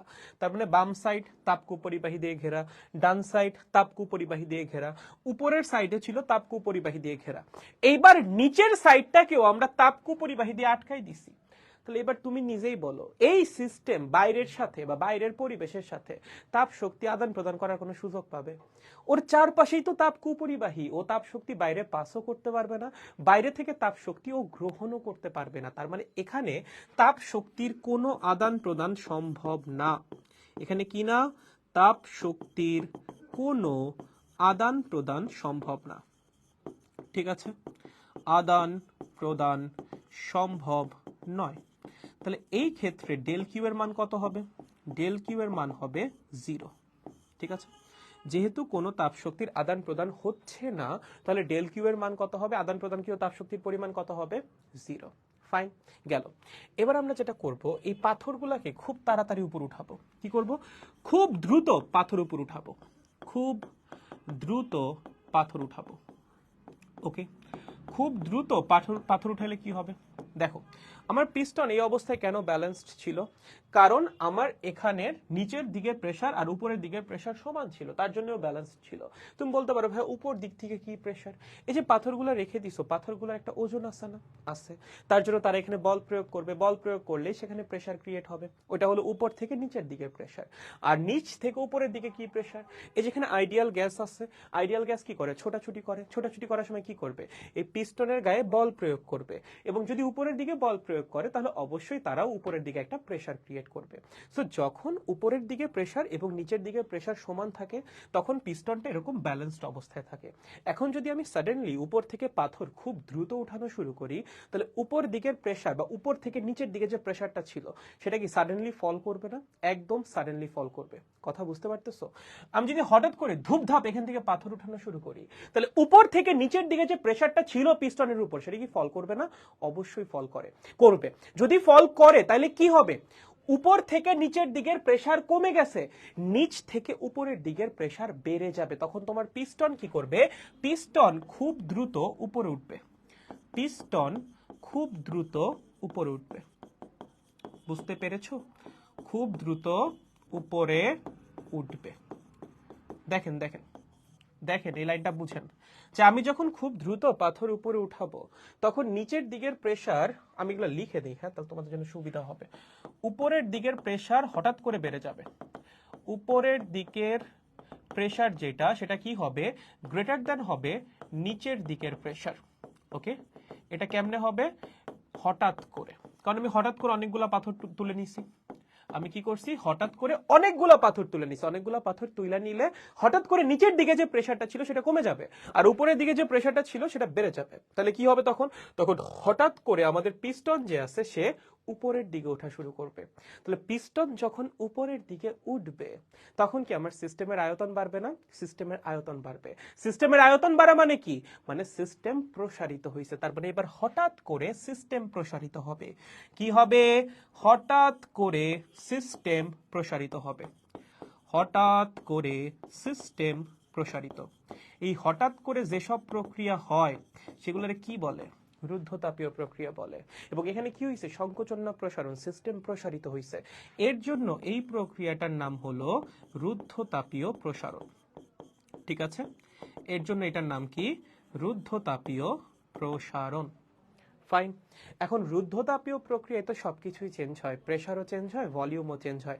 যেমন এখান থেকে দেখলেই বুঝতে পারতেছো, যখন উপরের দিকে উঠবে তখন আমার ভলিউম তো চেঞ্জ হচ্ছে, তার মানে এখানে ভলিউম চেঞ্জ হবে।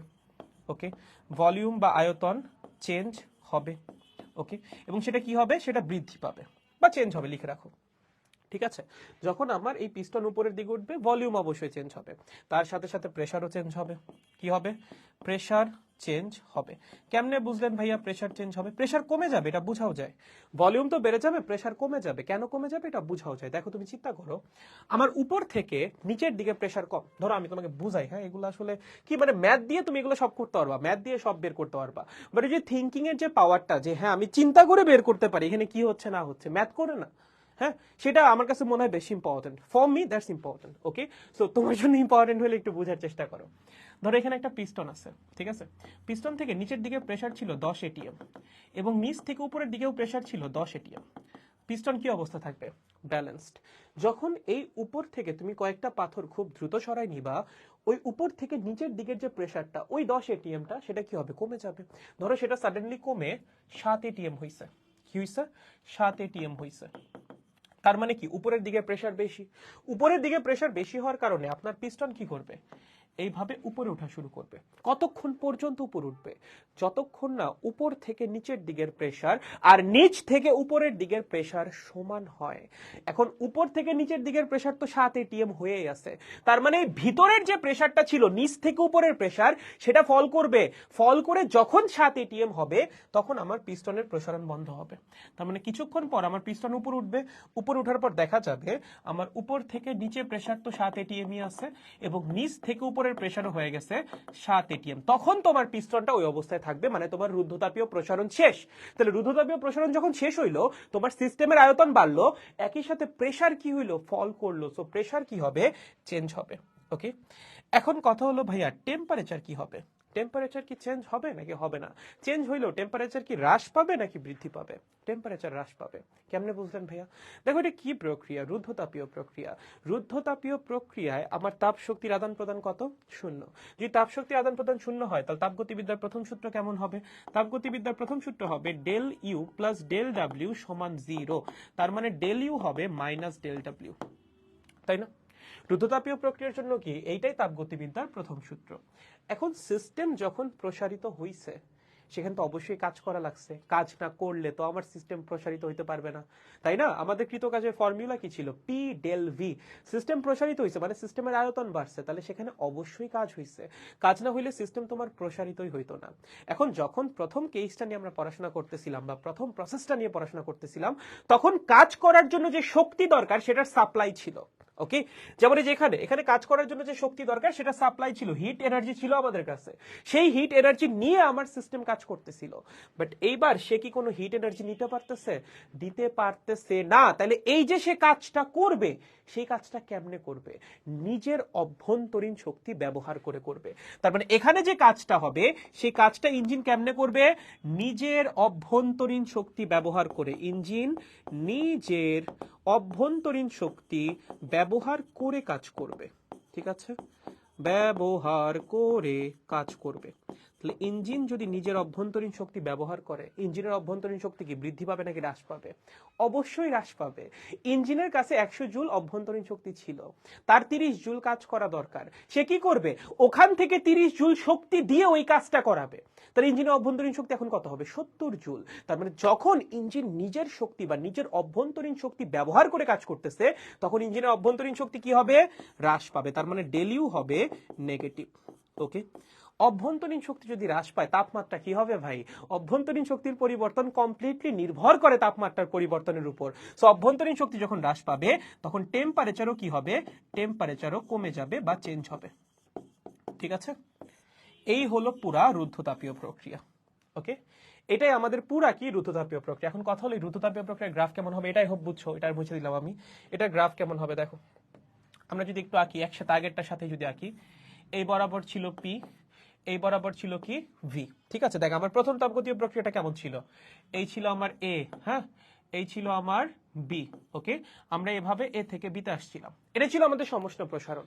এখানে আমার প্রেসার ছিল P1, ভলিউম ছিল V1, টেম্পারেচার ছিল T1। এই বি পয়েন্টে প্রেসার ছিল P2, ভলিউম ছিল V2, টেম্পারেচার কিন্তু T1ই ছিল, টেম্পারেচার চেঞ্জ হয় নাই। ওকে, এইবার আমরা কি করব? এই বিতাপীয় অবস্থা থেকে রুদ্ধতাপীয় এই প্রসারণটা চালাবো। চালাইলে কি হবে? আমার সিস্টেমের একটা চেঞ্জ আসবে বা সিস্টেমের তাপীয় অবস্থা চেঞ্জ হবে। চেঞ্জ হয়ে ধরো সি অবস্থায় আসছে। রুদ্ধতাপীয় প্রক্রিয়ার গ্রাফ কি হয়? সমষ্ণ রেখার চেয়ে ঢালু হয়, পড়ছি না? রুদ্ধতাপীয় রেখা সমষ্ণ রেখার চেয়ে ঢালু হয়, তাহলে গ্রাফ দেখতে হবে সমষ্ণর চেয়ে একটু বেশি ঢালু। বুঝতে পারছো? এই যে বিসি যেটা দেখতে পাচ্ছ, এইটা হলো রুদ্ধতাপীয় রেখার গ্রাফ। ওকে, এখন এই রুদ্ধতাপীয় প্রক্রিয়া চলার পর আমরা যখন রুদ্ধতাপীয় প্রক্রিয়া যখন শেষ হবে, যখন সি অবস্থায় আসব, তখন আমার চাপ কত হবে, আয়তন কত হবে, টেম্পারেচার কত হবে? দেখো, সি অবস্থায় আসার পরে তোমার চাপ হবে P3, ওকে, ভলিউম হবে V3, এবং টেম্পারেচার কিন্তু এবার চেঞ্জ হবে। আগে টেম্পারেচার ছিল T1, এখন টেম্পারেচার হয়ে যাবে T2। একটু খেয়াল করে দেখেন, আমরা কি বলছিলাম? ভলিউম বৃদ্ধি পাবে। এই যে দেখেন, বি পয়েন্টের ভলিউম ছিল এখানে, ঠিক আছে, সি পয়েন্টের ভলিউম কোথায়? এখানে, তার মানে ভলিউম বাড়ছে। ওকে, প্রেসার কি বলছিলাম? প্রেসার হ্রাস পাবে। এখানে ভলিউম বৃদ্ধি পাবে, এখানে প্রেসার হ্রাস পাবে, বললাম না? তাহলে আমার ভলিউম বৃদ্ধি পাইছে। দেখো প্রেসারে কি হয়েছে, বি পয়েন্টে প্রেসার ছিল এখানে, এটা ছিল বি পয়েন্টের প্রেসার, সি পয়েন্টে প্রেসার আসছে কোথায়? এখানে, এইটা সি পয়েন্টের প্রেসার, তার মানে প্রেসার কি হয়েছে? হ্রাস পাইছে। এবং টেম্পারেচারও কি হবে? হ্রাস পাবে। তার মানে এই যেখানকার যে টেম্পারেচার T2, সেই T2 কি হবে? T2 হবে লেস দ্যান T1। ওকে, দেখো বুঝছো কিনা? সো এই হলো প্রথম সমষ্ণ প্রসারণের পর আমাদের সেকেন্ড যে তাপগতীয় প্রক্রিয়া, রুদ্ধতাপীয় প্রসারণের পুরা বিস্তারিত আলোচনা। দেখেন, বুঝছেন? দেখেন দেখেন দেখেন দেখেন, বুঝছেন কিনা? সমষ্ণ প্রক্রিয়া এন্ট্রপি কনস্ট্যান্ট না, না, রুদ্ধতাপীয় প্রক্রিয়া এন্ট্রপি কনস্ট্যান্ট। ওকে, জি দাদা, আইসোথার্মাল প্রসেসে কি এন্ট্রপি শূন্য? না না না ভাইয়া, তাড়াতাড়ি শেষ করেন, অনেক বোরিং লাগতেছে। ইটস ওকে ভাইয়া, তোমার কাছে বোরিং লাগতেছে, তুমিও তাড়াতাড়ি চলে যেতে পারো, সমস্যা নাই, আমার যতক্ষণ পড়াইতে ইচ্ছা হচ্ছে আমি পড়াই। ওকে ভাই, সংকোচন বা প্রসারণটা আবার একটু বুঝাই দিয়েন। ভাই এখানে তো সংকোচন কোথাও ঘটেই নাই। প্রসারণ মানে হলো সিস্টেমের আয়তন বাড়বে, সংকোচন মানে হলো সিস্টেমের আয়তন কমবে। ঠিক আছে, হু, ক্লিয়ার ভাইয়া? ওকে, সি বিন্দুতে টি টেম্পারেচার চেঞ্জ কেন হয়েছে? ভাই রুদ্ধতাপীয় প্রক্রিয়া চললে তো টেম্পারেচার চেঞ্জ হবেই। এটা তো বুঝাইলাম যে এখানে তুমি যখন এই রুদ্ধতাপীয় প্রসারণটা চালাবা, তোমার সিস্টেম যে কাজ করবে, কাজ করার জন্য এনার্জির সোর্স কি? তোমার সিস্টেম তো বাইরে থেকে কোনো তাপ শক্তি নিতে পারতেছে না, যেহেতু রুদ্ধতাপীয় প্রক্রিয়া, মানে সিস্টেম নিজের শক্তি ব্যবহার করেই কাজ করবে। সো সিস্টেম যখন নিজের শক্তি ব্যবহার করে কাজ করতেছে, তখন সিস্টেমের কি নিজস্ব শক্তি হ্রাস পাবে না? হ্রাস পাবে। মানে আমার কাছে 100 জুল শক্তি আছে, আমি তার মধ্যে থেকে 30 জুল শক্তি খরচ করব কাজ করার জন্য, তাহলে আমার শক্তির পরিমাণ হ্রাস পাবে না? অবশ্যই হ্রাস পাবে। সিমিলারলি সিস্টেম যখন নিজের শক্তি ব্যবহার করে কাজ করে, তখন সিস্টেমের শক্তির পরিমাণও হ্রাস পায়। সিস্টেমের শক্তি মানে কি? অভ্যন্তরীণ শক্তি। অভ্যন্তরীণ শক্তি হ্রাস পাওয়া মানে কি? অভ্যন্তরীণ শক্তির পরিবর্তন নেগেটিভ হওয়া। আর অভ্যন্তরীণ শক্তির পরিবর্তন যখন নেগেটিভ হয়, টেম্পারেচারের পরিবর্তন অবশ্যই নেগেটিভই হবে, মানে টেম্পারেচারটা হ্রাস পাবে। এর জন্য এই রুদ্ধতাপীয় প্রসারণে কি হয়েছে? সিস্টেমের টেম্পারেচার হ্রাস পাইছে। ওকে, গুড। দেখো, অল ক্লিয়ার বস? ওকে, বুঝছি। সামনে আগাই। তাহলে এতটুকু বোধহয় আমাদের ক্লিয়ার। 2 নাম্বারটা কি ছিল? রুদ্ধতাপীয় প্রসারণ। এবার আসো 3 নাম্বারটা। এগুলো কিন্তু সব আবার একসাথে পড়তে হবে, হ্যাঁ, সো প্রত্যেকটা একটু মাথায় রাখা লাগবে। দেখো এখন জাস্ট উল্টা প্রক্রিয়াটা ঘটবে। দুটো প্রসারণ ঘটছে, এখন জাস্ট উল্টাটা ঘটবে। প্রথমে ঘটবে সমষ্টি সংকোচন, তারপর ঘটবে রুদ্ধতাপীয় সংকোচন। সো 3 নাম্বারটা আসো। 3 নাম্বারটা কি? 3 নাম্বারটা হলো সমষ্ণ সংকোচন। ওকে, সমষ্ণ সংকোচন। তাহলে এবার আমরা কি করব? এইবার আমরা আমাদের যে সিস্টেমটা আছে সেই সিস্টেমটাকে এনে আবার একটা তাপ গ্রাহকের উপর বসাবো। প্রথমবার বসাইছিলাম তাপ উৎসের উপর, কারণ তখন তাপ শক্তি গ্রহণ করছিল। বাট এইবার আমরা বসাবো কোথায়? এইবার আমরা বসাবো তাপ গ্রাহকের উপর, তাপ শক্তি যেন বর্জন করতে পারে তার জন্য। ঠিক আছে, তাহলে দেখেন এই হলো আমার সিস্টেম। কই গেল? এই হলো, কি হলো? লাইভ কি কাইটা টেটে গেল নাকি? বুঝলাম না। লাইভ কি চলতেছে না? লাইভ তো চলতেছে। নেট প্রবলেম কি আমার? নেট প্রবলেম কেন হইলো না? ঠিক আছে, ওকে। এবার আমরা পড়বো সমষ্টি সংকোচন। দেখো কি হবে, সিস্টেমটা একটু দেখো। এই হলো আমাদের সিস্টেম। ওকে, এই হলো আমাদের সিস্টেম। এখানে আছে কি আমার পিস্টন। ওকে, এই হলো আমাদের পিস্টন। ঠিক আছে, ফাইন। এই এই এই এরকম এরকম এরকম এরকম এরকম এরকম এরকম। ঠিক আছে, ওকে। চারপাশ দিয়ে তাপ কুপরিবাহী। এই এই ঠিক আছে, এই এই। ওকে, আচ্ছা, এটাকে এনে বসাবো কার উপর? একটা তাপ আধার বা একটা তাপ গ্রাহকের উপর। সো এটা হলো আমাদের একটা হিট সিঙ্ক বা তাপ গ্রাহক। ওকে, তোমার মেক শিওর করা লাগবে, দেখো এইটা কিন্তু খুব মানে টেকনিক্যাল একটা জিনিস, একটু খেয়াল করো। তোমার মেক শিওর করা লাগবে তোমার সিস্টেমের টেম্পারেচার তাপ গ্রাহকের টেম্পারেচারের যেন সমান হয়। কারণ এখানে তোমার তাপ শক্তির আদান প্রদান হবে কিন্তু সমষ্ণ প্রক্রিয়ায়, সো টেম্পারেচার কিন্তু চেঞ্জ হওয়ার কোনো সুযোগ নাই। সো আমার এখানের যে টেম্পারেচার T2 এবং এখানের যে টেম্পারেচার, সেই দুটো অবশ্যই সেম হইতে হবে। তাপ গ্রাহকের তাপমাত্রা এবং সিস্টেমের তাপমাত্রা সমান হইতে হবে সমষ্ণ প্রক্রিয়ায় তাপ শক্তি আদান প্রদান করার জন্য। আমরা যখন প্রথমে সমষ্ণ প্রসারণটা চালাইছিলাম, কই গেল? এই যে দেখো, আমরা যখন সমষ্ণ প্রসারণ চালাইছিলাম, আমার সিস্টেমের টেম্পারেচার আর তাপ উৎসের টেম্পারেচার কি সেম ছিল না? সেম ছিল। সিমিলারলি যখন সমষ্ণ সংকোচন চালাবা, তোমার কিন্তু মেক শিওর করতে হবে যে তোমার সিস্টেমের যে টেম্পারেচার সেটা তাপ গ্রাহকের টেম্পারেচারের সমান, এবং সেটাই আমরা মেক শিওর করছি রুদ্ধতাপীয় প্রক্রিয়ার মাধ্যমে। আমরা রুদ্ধতাপীয় প্রক্রিয়া সিস্টেমের উপর এমন ভাবে চালাবো যেন সিস্টেমের টেম্পারেচার কমে ওই তাপ গ্রাহকের টেম্পারেচারের সমান হয়। বুঝছো? এই 3 নাম্বার স্টেপে সমষ্ণ সংকোচন চালানোর জন্য আপনার সিস্টেমের টেম্পারেচার হওয়া লাগবে একদম তাপ গ্রাহকের টেম্পারেচারের সমান। সেটা আপনি কেমনে করবেন? এই রুদ্ধতাপীয় প্রক্রিয়ায় করবেন। রুদ্ধতাপীয় প্রক্রিয়ায় সিস্টেমকে এমন ভাবে প্রসারিত করতে হবে যেন টেম্পারেচার কমে কত হয় বলতো? প্রথমে তো T1 ছিল বা তাপ উৎসের তাপমাত্রার সমান ছিল। আপনি এমন ভাবে প্রসারিত করবেন যেন টেম্পারেচারটা কমে হয়ে যায় তাপ গ্রাহকের তাপমাত্রার সমান। তাহলেই তাপ গ্রাহকে গিয়ে আপনি হিটের আদান প্রদান করতে পারবেন সমষ্ণ প্রক্রিয়ায়। ওকে, আচ্ছা, তাহলে এখানে আবারও ওই 3টা পাশ কুপরিবাহী দিয়ে ঢাকা এবং নিচে আমার তাপ গ্রাহক লাগানো।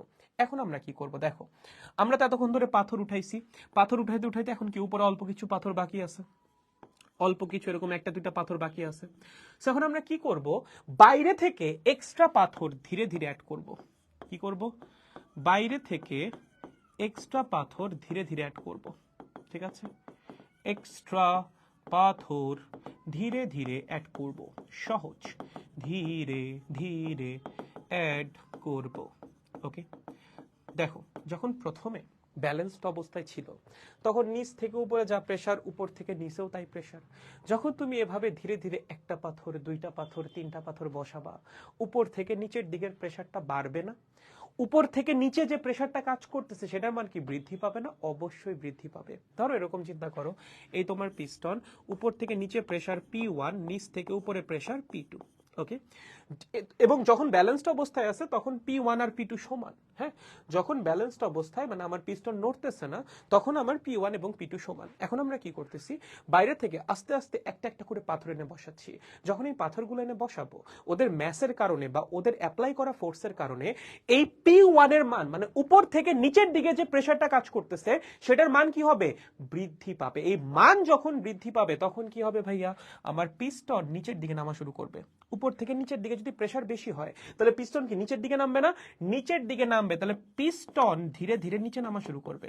কেন ধীরে ধীরে? তুমি তো ধীরে ধীরেই পাথর বসাচ্ছ, তাহলে তো ধীরে ধীরে নামবে। ঠিক আছে, সো পিস্টন ধীরে ধীরে নিচে নামা শুরু করবে। ধীরে ধীরে নিচে নামবে। ওকে, পিস্টন যদি নিচে নামে, বলো ভলিউম কি বাড়বে না কমবে? এই পিস্টন যদি নিচে নামে তোমার সিস্টেমের ভলিউম কি হবে? হ্রাস পাবে রে বাবা। এই যে দেখ, প্রথমে আমার এতটুকু জায়গা জুড়ে গ্যাস বিচরণ করতে পারে, সো এটাই আমার গ্যাসের ভলিউম। পিস্টন যদি নিচে নামে তাহলে গ্যাস কি আরো কম জায়গা জুড়ে বিচরণ করতে পারবে। ধরো কথার কথা, পিস্টন এখানে নেমে আসছে, এখন গ্যাস কতটুকু জায়গা জুড়ে বিচরণ করতে পারবে? এতটুকু। তার মানে কি হয়েছে? গ্যাসের ভলিউম কমে গেছে। সো পিস্টন যখন ধীরে ধীরে নিচে নামবে তখন আমার গ্যাসের ভলিউমও ধীরে ধীরে কমবে। বা সিস্টেমের ভলিউম লিখতে পারো একবারে, সিস্টেমের ভলিউম, সরি, সিস্টেম এর ভলিউম ধীরে ধীরে কমবে। ভলিউম কি হবে? ধীরে ধীরে কমবে। এই যে ধীরে ধীরে কমার যে ব্যাপারটা, এটাকে কি বলে বলো? যেহেতু ভলিউম কমতেছে, এটা সংকোচন, এর না তো কোনো সমস্যা নাই। ভলিউম কমা মানে সংকোচন, ভলিউম বাড়া মানে সম্প্রসারণ বা প্রসারণ। ওকে, কমতেছে কেমনে? ধীরে ধীরে। ধীরে ধীরে যে তাপগতীয় প্রক্রিয়া সম্পন্ন হয় তাকে কি বলা হয়? সমষ্ণ প্রক্রিয়া। তার মানে এখানে কি ঘটবে? সমষ্ণ সংকোচন ঘটবে। কি ঘটবে? সমষ্ণ সংকোচন। ফাইন। এখন যেহেতু সমষ্ণ প্রক্রিয়া, তাহলে এখানে তো তাপ শক্তির আদান প্রদানের কোনো সুযোগ নাই। যেহেতু তাপ শক্তির আদান প্রদানের সুযোগ আছে, অভ্যন্তরীণ শক্তির কোনো পরিবর্তন নাই। কেন নাই? সমষ্ণ প্রক্রিয়ায় টেম্পারেচার কি থাকে? কনস্ট্যান্ট থাকে। তার মানে এই প্রক্রিয়ায় আমার টেম্পারেচার তো কনস্ট্যান্ট। টেম্পারেচার যদি কনস্ট্যান্ট হয় তাহলে এখানে অভ্যন্তরীণ শক্তির পরিবর্তন কত? অভ্যন্তরীণ শক্তির পরিবর্তন শূন্য। অভ্যন্তরীণ শক্তির পরিবর্তন যদি শূন্য হয় ভাইয়া, তাহলে ডেল কিউ সমান কি দাঁড়াবে? Del W. কি দাঁড়াবে? Del W. ডেল ডাব্লিউ মানে কি ছিল? P dV. এখন আমার যেহেতু আয়তন হ্রাস পাইছে, আয়তন হ্রাস পাইলে কৃতকাজ কি পজিটিভ হয় না নেগেটিভ হয়? অবশ্যই নেগেটিভ হয়। আয়তনটা হ্রাস পাচ্ছে কেমনে? তুমি বাইরে থেকে এক্সট্রা ফোর্স দিচ্ছ, এই বাইরে থেকে দেওয়া এক্সট্রা ফোর্সের কারণে বা বাইরে থেকে দেওয়া এক্সট্রা প্রেসারের কারণে আয়তন হ্রাস পাচ্ছে। তাহলে কৃতকাজ কি পজিটিভ না নেগেটিভ? অবশ্যই নেগেটিভ। যখন বাইরে থেকে সিস্টেমের উপর কাজ করা হবে তখন কৃতকাজ নেগেটিভ হবে। এতক্ষণ যে সিস্টেম প্রসারিত হচ্ছিল, কেন প্রসারিত হচ্ছিল? এই ভিতর থেকে প্রেসার আসতেছিল, তার জন্য পিস্টন উপরে উঠতেছিল। মানে পিস্টনটাকে উপরে উঠাচ্ছিল কে? এই গ্যাস বা এই সিস্টেম। বাট এখন পিস্টন যে নিচে নামতেছে, নিচে নামাচ্ছে কে? এই সিস্টেম নিচে নামাচ্ছে না। তুমি বাইরে থেকে এক্সট্রা প্রেসার দিচ্ছ, বাইরে থেকে এক্সট্রা ফোর্স দিচ্ছ, তার জন্য সিস্টেম নিচে নামতেছে। তার মানে এবার কাজটা করা হচ্ছে বাইরে থেকে। বাইরে থেকে করা কাজ বা কৃত কাজ কি হয়? নেগেটিভ হয়। সো ডেল ডাব্লিউ হবে নেগেটিভ। ডেল ডাব্লিউ যদি নেগেটিভ হয়, তাপগতিবিদ্যার প্রথম সূত্র অনুসারে ডেল কিউ কি হবে? নেগেটিভ। ডেল কিউ নেগেটিভ হওয়া মানে কি? সিস্টেম তাপ শক্তি বর্জন করতেছে। ডেল কিউ নেগেটিভ হওয়া মানে কি? সিস্টেম তাপ শক্তি বর্জন করতেছে। কোথায় বর্জন করবে? এই যে একটাই তো রাস্তা আছে বর্জন করার, এই তাপ গ্রাহকে বর্জন করে দিবে। বুঝছো? সো এখানে তাপ শক্তি বর্জিত হবে কোন প্রক্রিয়ায়? সমষ্ণ প্রক্রিয়ায়। বুঝছেন? একদম সহজ। এখন টেম্পারেচার তো এখানে কনস্ট্যান্ট, ভলিউম কি? ভলিউম হ্রাস পাচ্ছে। এখানে কি হবে? ভলিউম হ্রাস পাবে বা ভলিউম কমে যাবে। ঠিক আছে, যেহেতু সংকোচন হচ্ছে ভলিউম কমে যাবে। ভলিউম যদি কমে যায় প্রেসার কি হবে? প্রেসার বেড়ে যাবে। প্রেসার বেড়ে যাবে। কেন ভাইয়া? কারণ টেম্পারেচার যখন কনস্ট্যান্ট থাকে তখন P is inversely proportional to V. তার মানে আমার ভি যদি কমে পি বাড়বে। ভি যদি কমে পি বাড়বে। সহজ, একদম সহজ। দেখো, একদম সহজ জিনিস। ওকে, ক্লিয়ার? তাহলে এখন দেখেন এখানে কিন্তু আমার টেম্পারেচার পুরো টাইম জুড়ে টি2 থাকবে। হ্যাঁ, পুরো টাইম জুড়ে সিস্টেমের টেম্পারেচার টি2। তাহলে এটার জন্য গ্রাফ কেমন হবে? আরেকবার আঁকি, চলো। প্রথম দুইটা আঁকো, তার সাথে 3 নাম্বারটা আঁকো। এই হলো পি, এই হলো ভি। প্রথম দুইটা দেখতে কেমন ছিল বলতো? এই ছিল এ থেকে বি। হ্যাঁ, এ থেকে বি। এই ছিল বি থেকে সি। ওকে, এটা ছিল সমষ্ণ প্রক্রিয়া, এটা ছিল রুদ্ধতাপীয় প্রক্রিয়া। তোমার যে 3 নম্বর প্রক্রিয়াটা, সেটা কি প্রক্রিয়া? সমষ্ণ প্রক্রিয়া। একটা সমষ্ণ প্রক্রিয়ার গ্রাফ অবশ্যই আর একটা সমষ্ণ প্রক্রিয়ার গ্রাফের সমান্তরাল হবে। এইবার গ্রাফ হবে এই এ বি এর সমান্তরাল, মানে এরকম কিছু একটা। ঠিক আছে, সুন্দর হয় না দ্বারা, এরকম কিছু একটা হবে, এরকম কিছু একটা। ঠিক আছে, যে সি থেকে ডিতে আসবে। ওকে, দেখো আমার সি পয়েন্টে কি কি ছিল? সি পয়েন্টে প্রেসার ছিল P3, ভলিউম ছিল V3, টেম্পারেচার ছিল T2। যখন আমরা ডি পয়েন্টে আসবো তখন কি হবে? ডি পয়েন্টে প্রেসার কি হবে? ডি পয়েন্টে ধরো প্রেসার হবে P4, ভলিউম হবে V4 এবং টেম্পারেচার কিন্তু চেঞ্জ হবে না। কেন ভাই? সমষ্ণ প্রক্রিয়া কি টেম্পারেচার চেঞ্জ হয় নাকি? চেঞ্জ তো হয় না। সো টেম্পারেচার সেম থাকবে। কিন্তু তুমি খেয়াল করো, দেখো ভলিউম কমে গেছে। সি পয়েন্টে ভলিউম ছিল এখানে ভিসি, ডি পয়েন্টে ভলিউম আসছে কোথায়? এখানে ভিডি। তার মানে ভলিউম কি হইছে? ভলিউম হ্রাস পাইছে, কিন্তু প্রেসার বাড়ছে কেমনে? সি পয়েন্টে প্রেসার ছিল কোথায়? এখানে ছিল সি পয়েন্টের প্রেসার পিসি, এখানে ছিল ডি পয়েন্টের প্রেসার পিডি। তাহলে দেখো প্রেসার কি হইছে? প্রেসারটা বৃদ্ধি পাইছে। ওকে, একদম সহজ। সো আমরা যখন সি থেকে ডিতে আসবো, সমষ্ণ সংকোচনের মাধ্যমে ভলিউম কমবে, প্রেসার বাড়বে, বাট টেম্পারেচার চেঞ্জ হবে না, এবং গ্রাফ হবে প্রথম প্রক্রিয়ার গ্রাফের সমান্তরাল। বাট এখানে গ্রাফ সামনে আগাইছিল কারণ প্রসারণ হয়েছিল, এখানে গ্রাফ পিছন দিকে আসবে কারণ সংকোচন হয়েছে। দেখো দেখো দেখো, বুঝছো কিনা? এটা হলো 3 নাম্বার প্রসেস। দেখো, ফু, দেখো এটা হলো আমাদের 3 নাম্বার প্রসেস। আমাদের যে কার্নো ইঞ্জিন, সেই কার্নো ইঞ্জিনের চক্রের 3 নাম্বার প্রসেসটা। দেখেন বুঝেছেন কিনা? সহজ জিনিস, একদম সহজ জিনিস, ঠিক আছে? হু, সেরা দাদা সেরা। আরে নাইস নাইস নাইস নাইস। ওকে, বাকিদের কি অবস্থা? এক জিনিস আর কতদিন? দেখো, এটা বুঝছো নাকি? দেখো, সবাই বুঝছি? দেখেন এটা সবাই বুঝছি কিনা? তাহলে আমরা আমাদের ফাইনাল স্টেপ, যেটা 4 নম্বর স্টেপটা ইঞ্জিনের বা কার্নো চক্রের, সেটাই যাব। বুঝছি দাদা, ওকে ঠিক আছে, বুঝেছি, ওকে ক্লিয়ার, ঠিক আছে, ওকে নাইস। জি ভাইয়া বুঝছি, ওকে চলো নেক্সট ফাইনাল স্টেপ, 4 নম্বর স্টেপ। 4 নম্বর স্টেপটা হলো রুদ্ধতাপীয় সংকোচন, ঠিক আছে? 4 নম্বর স্টেপটা কি? 4 নম্বর স্টেপটা হলো রুদ্ধতাপীয় সংকোচন, ঠিক আছে? এই রুদ্ধতাপীয় সংকোচনে কি হবে খেয়াল করেন। যেহেতু রুদ্ধতাপীয় প্রক্রিয়া, আপনার সিস্টেম তো পরিবেশের সাথে তাপ শক্তির আদান প্রদান করতে পারবে না। তার মানে আমরা সিস্টেমটাকে আবার কি করব? ওই যেরকম একটা তাপ অপরিবাহী বা কুপরিবাহীর উপর এনে রাখবো। তাহলে আমাদের সিস্টেম ধরো এই এই আমাদের সিস্টেম, ঠিক আছে? এরকম এরকম এরকম এরকম, ঠিক আছে? এরকম আমাদের সিস্টেম। এখানে আমাদের পিস্টন আছে কোথায়? এই আমাদের পিস্টন, ফাইন, ঠিক আছে, ওকে। এই আমাদের পিস্টন, ওকে। ভিতরে কি আছে? ভিতরে আছে গ্যাস। ভিতরে কি আছে? ভিতরে আছে গ্যাস, ফাইন। এখন চারপাশ তো তাপ কুপরিবাহী দিয়ে ঢাকা বা আটকানো, এটা আমরা অলরেডি জানি। চারপাশ কি? তাপ কুপরিবাহী দিয়ে আটকানো, তাপ কুপরিবাহী দিয়ে আটকানো। এখানেও তাপ কুপরিবাহী দিয়ে আটকানো। আচ্ছা, উপরে কয়েকটা পাথর বসানো আছে আগে থেকেই, ফাইন, এরকম একটা কিছু। এখন এই সিস্টেমটাকে আমরা নিয়ে রাখবো আর একটা তাপ কুপরিবাহীর উপর। কিসের উপর? আর একটা তাপ কুপরিবাহী বা অপরিবাহীর উপর, ওকে। তার মানে এখন দেখো, তোমার সিস্টেমের কিন্তু বাইরের পরিবেশের সাথে তাপ শক্তি আদান প্রদান করার কোনো সুযোগ নেই। বাম পাশটা তাপ কুপরিবাহী, নিচের সাইডটা তাপ কুপরিবাহী, ডান সাইডটা তাপ কুপরিবাহী, উপরের সাইডটাও তাপ কুপরিবাহী। সো সিস্টেম বাইরের পরিবেশের সাথে তাপ শক্তির কোনো রকম আদান প্রদান করতেই পারতেছে না। তাহলে এখানে আদান প্রদান কিন্তু তাপ শক্তির পরিমাণ কত হবে? অবশ্যই শূন্য হবে। এটা হলো প্রথম কথা, ঠিক আছে? ডেল কিউ কি হবে? শূন্য, কারণ ওর কাছে সুযোগই নাই তাপ শক্তি আদান প্রদান করার। আমরা এখন কি করব? হঠাৎ করে অনেকগুলা পাথর এখানে বসাবো। কি করব? হঠাৎ করে অনেকগুলা পাথর এখানে রাখবো। হঠাৎ করে অনেকগুলো পাথর দিব, হ্যাঁ, অনেকগুলো পাথর দিব। এখন এই পাথরগুলা দেওয়ার আগে, এই তুমি পাথরগুলা দিলা, তার আগে অবস্থা কি ছিল? আমার পিস্টন একদম ব্যালেন্সড ছিল। উপর থেকে প্রেসার ছিল P1, নিচ থেকে উপরের দিকে প্রেসার ছিল P2, একদম ব্যালেন্সড ছিল। যখন এভাবে উপর থেকে আপনি সাডেনলি পাথর দিবেন, হঠাৎ করে P1 এর মানটা অনেক বাইরে যাবে না? যখন তুমি এভাবে উপর থেকে একটা পাথর দিবা, উপর থেকে অনেকগুলা পাথর, হিউজ একটা ম্যাস দিছো, সো হঠাৎ করে নিচের দিকের ফোর্সটা বড় হবে বা বেড়ে যাবে। হঠাৎ করে যখন নিচের দিকের ফোর্সটা বাড়বে, তখন হঠাৎ করে নিচের দিকের প্রেসারটাও বেড়ে যাবে। নিচের দিকের প্রেসার যদি হঠাৎ করে বেড়ে যায়, আপনার পিস্টন কি করবে? হঠাৎ করে নিচে নামা শুরু করবে, ঠিক আছে? সো এবার পিস্টন কি করবে? হঠাৎ করে নিচে নামা শুরু করবে। পিস্টন হঠাৎ নিচে নামা শুরু করবে, ওকে।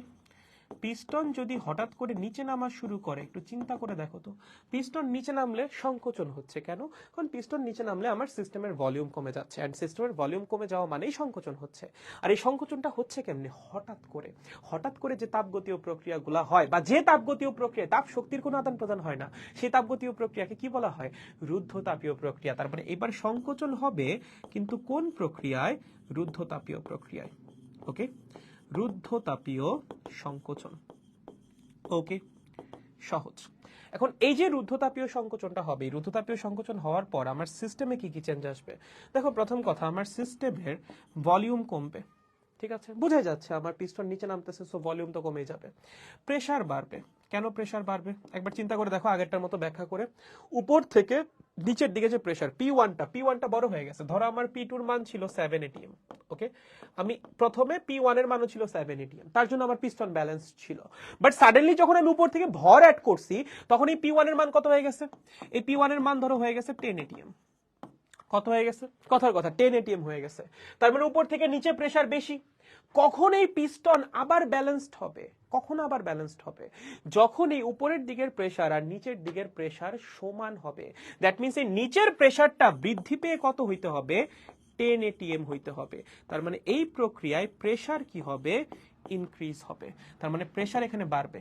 টেম্পারেচার কি হবে? টেম্পারেচারও বাড়বে। এখানে টেম্পারেচার কি হবে? টেম্পারেচারও বাড়বে। কেন ভাইয়া? একবার চিন্তা করেন ঠান্ডা মাথায়। আপনার এখানে সিস্টেম নিচে নামতেছে। সিস্টেম নিচে নামতেছে মানে কি? কাজ তো হচ্ছে। কাজ না হইলে তো আয়তন চেঞ্জই হইতো না। সো আয়তন যেহেতু চেঞ্জ হচ্ছে, এখানে আমার কাজ হচ্ছে। কাজটা কেমন? কেমন কাজ? নেগেটিভ কাজ। কেন ভাইয়া? সিস্টেম সংকুচিত হচ্ছে। ওকে, ডেল কিউ এর মান কত? শূন্য। ডেল কিউ এর মান যদি শূন্য হয়, তাপগতিবিদ্যার প্রথম সূত্র কি বলে? Del U is equals to minus del W. তোমার ডেল ডাব্লিউ এমনিই নেগেটিভ। তোমার ডেল ডাব্লিউ কি? এমনিই নেগেটিভ। মাইনাসে মাইনাসে ডেল ইউ কি হয়ে যাবে? ডেল ইউ হয়ে যাবে পজিটিভ। ওকে, ডেল ইউ হয়ে যাবে পজিটিভ। ডেল ইউ পজিটিভ হওয়া মানে কি? অভ্যন্তরীণ শক্তি বৃদ্ধি পাইছে। অভ্যন্তরীণ শক্তি যদি বৃদ্ধি পায়, আমার টেম্পারেচার কি হবে? অবশ্যই বৃদ্ধি পাবে। ঠিক আছে, এটা আরেকভাবে ব্যাখ্যা করা যায়। কিভাবে ব্যাখ্যা করা যায়? আমার সিস্টেমের উপর এখানে বাইরে থেকে কাজ করা হচ্ছে। কৃত কাজ তখনই নেগেটিভ হয় যখন কারো উপর বাইরে থেকে কাজ করা হয়। সো আমরা এখানে সিস্টেমের উপর বাইরে থেকে কাজ করছি, এর জন্যই আমার কৃত কাজটা নেগেটিভ আসছে। এখন এই নেগেটিভ কৃত কাজ যে আমরা বাইরে থেকে কাজ করছি, তা মানে এটা করলে কি হবে? শোনো, যে কাজ করে তার শক্তি কমে, যার উপর কাজ করে তার শক্তি বাড়ে। স্টেপ নাম্বার 2তে যখন আমাদের সিস্টেম নিজে কাজ করছিল, তখন তার শক্তি কমছিল বা তার অভ্যন্তরীণ শক্তি কমে গেছিল। বাট এই স্টেপ 4এ আমার সিস্টেম নিজে কাজ করতেছে না, বাইরে থেকে সিস্টেমের উপর কাজ করা হচ্ছে। সো বাইরে থেকে যখন সিস্টেমের উপর কাজ করা হবে, তখন সিস্টেমের শক্তি কি কমবে না বাড়বে? অবশ্যই বাড়বে। সিস্টেমের শক্তি মানে কি? সিস্টেমের অভ্যন্তরীণ শক্তি। সিস্টেমের অভ্যন্তরীণ শক্তি যদি বৃদ্ধি পায়, টেম্পারেচার অবশ্যই বৃদ্ধি পাবে। অভ্যন্তরীণ শক্তি যেহেতু বৃদ্ধি পাচ্ছে, তাহলে টেম্পারেচার কি হবে? টেম্পারেচারও অবশ্যই বৃদ্ধি পাবে। ওকে, সেই তাপগতীয় প্রক্রিয়া, আমার ভলিউম কমবে, প্রেসার বাড়বে, টেম্পারেচারও কি হবে? বৃদ্ধি পাবে। এবং টেম্পারেচার বৃদ্ধি পেয়ে কত হবে? টেম্পারেচার বৃদ্ধি পেয়ে হবে আবার T1 এর সমান। কেন? চিন্তা করে দেখো, কেন কেন টেম্পারেচার বৃদ্ধি পেয়ে আবার T1 এর সমান হবে? দেখো, তোমার 4 নাম্বার প্রক্রিয়া এসে তো তোমার চক্র শেষ হয়ে যাচ্ছে। চক্রটা শেষ হয়ে যাওয়ার পর তোমার আবার কোন অবস্থায় ব্যাক করতে হবে? একদম শুরুর অবস্থায়। এই চক্র যখন শেষ হয়ে যাবে, তোমার কোন অবস্থায় ব্যাক করতে হবে? একদম শুরুর অবস্থায়। শুরুর অবস্থায় টেম্পারেচার কত ছিল? T1 ছিল। তার মানে এইবার যে আমার টেম্পারেচারটা বৃদ্ধি পাবে, বৃদ্ধি পেয়ে T2 থেকে টেম্পারেচার কত হইতে হবে? T2 থেকে টেম্পারেচার বৃদ্ধি পেয়ে হওয়া লাগবে T1 এর সমান, কারণ আমার আবার ইনিশিয়াল অবস্থায় ব্যাক করতে হবে। এবং এটার গ্রাফ দেখতে কেমন হবে? এটার গ্রাফ দেখতে হবে এরকম। দেখো, এরকম। এবার এরকম কমপ্লিট গ্রাফ আমরা পেয়ে যাবো। সমস্যা নেই, কেউ এখন একটু যদি বুঝতে সমস্যা হয়, সমস্যা নেই, আমি চারটা একবারে বুঝাবো আবার এখনই। সো একটু ধৈর্য ধরতে হবে যদি কেউ না বুঝেন। এই এই এই এগুলো তো আগেই ছিল, তাই না? এই ছিল আমার এ, এই ছিল আমার বি, এই ছিল আমার সি, এই ছিল আমার ডি। ডি অবস্থায় আমার সিস্টেমের প্রেসার ছিল P4, ভলিউম ছিল V4, টেম্পারেচার ছিল T2, তাই না? এখন একটা রুদ্ধতাপীয় সংকোচন হবে। রুদ্ধতাপীয় সংকোচনের পর আমার সিস্টেম আবার ব্যাক করবে কোন অবস্থায়?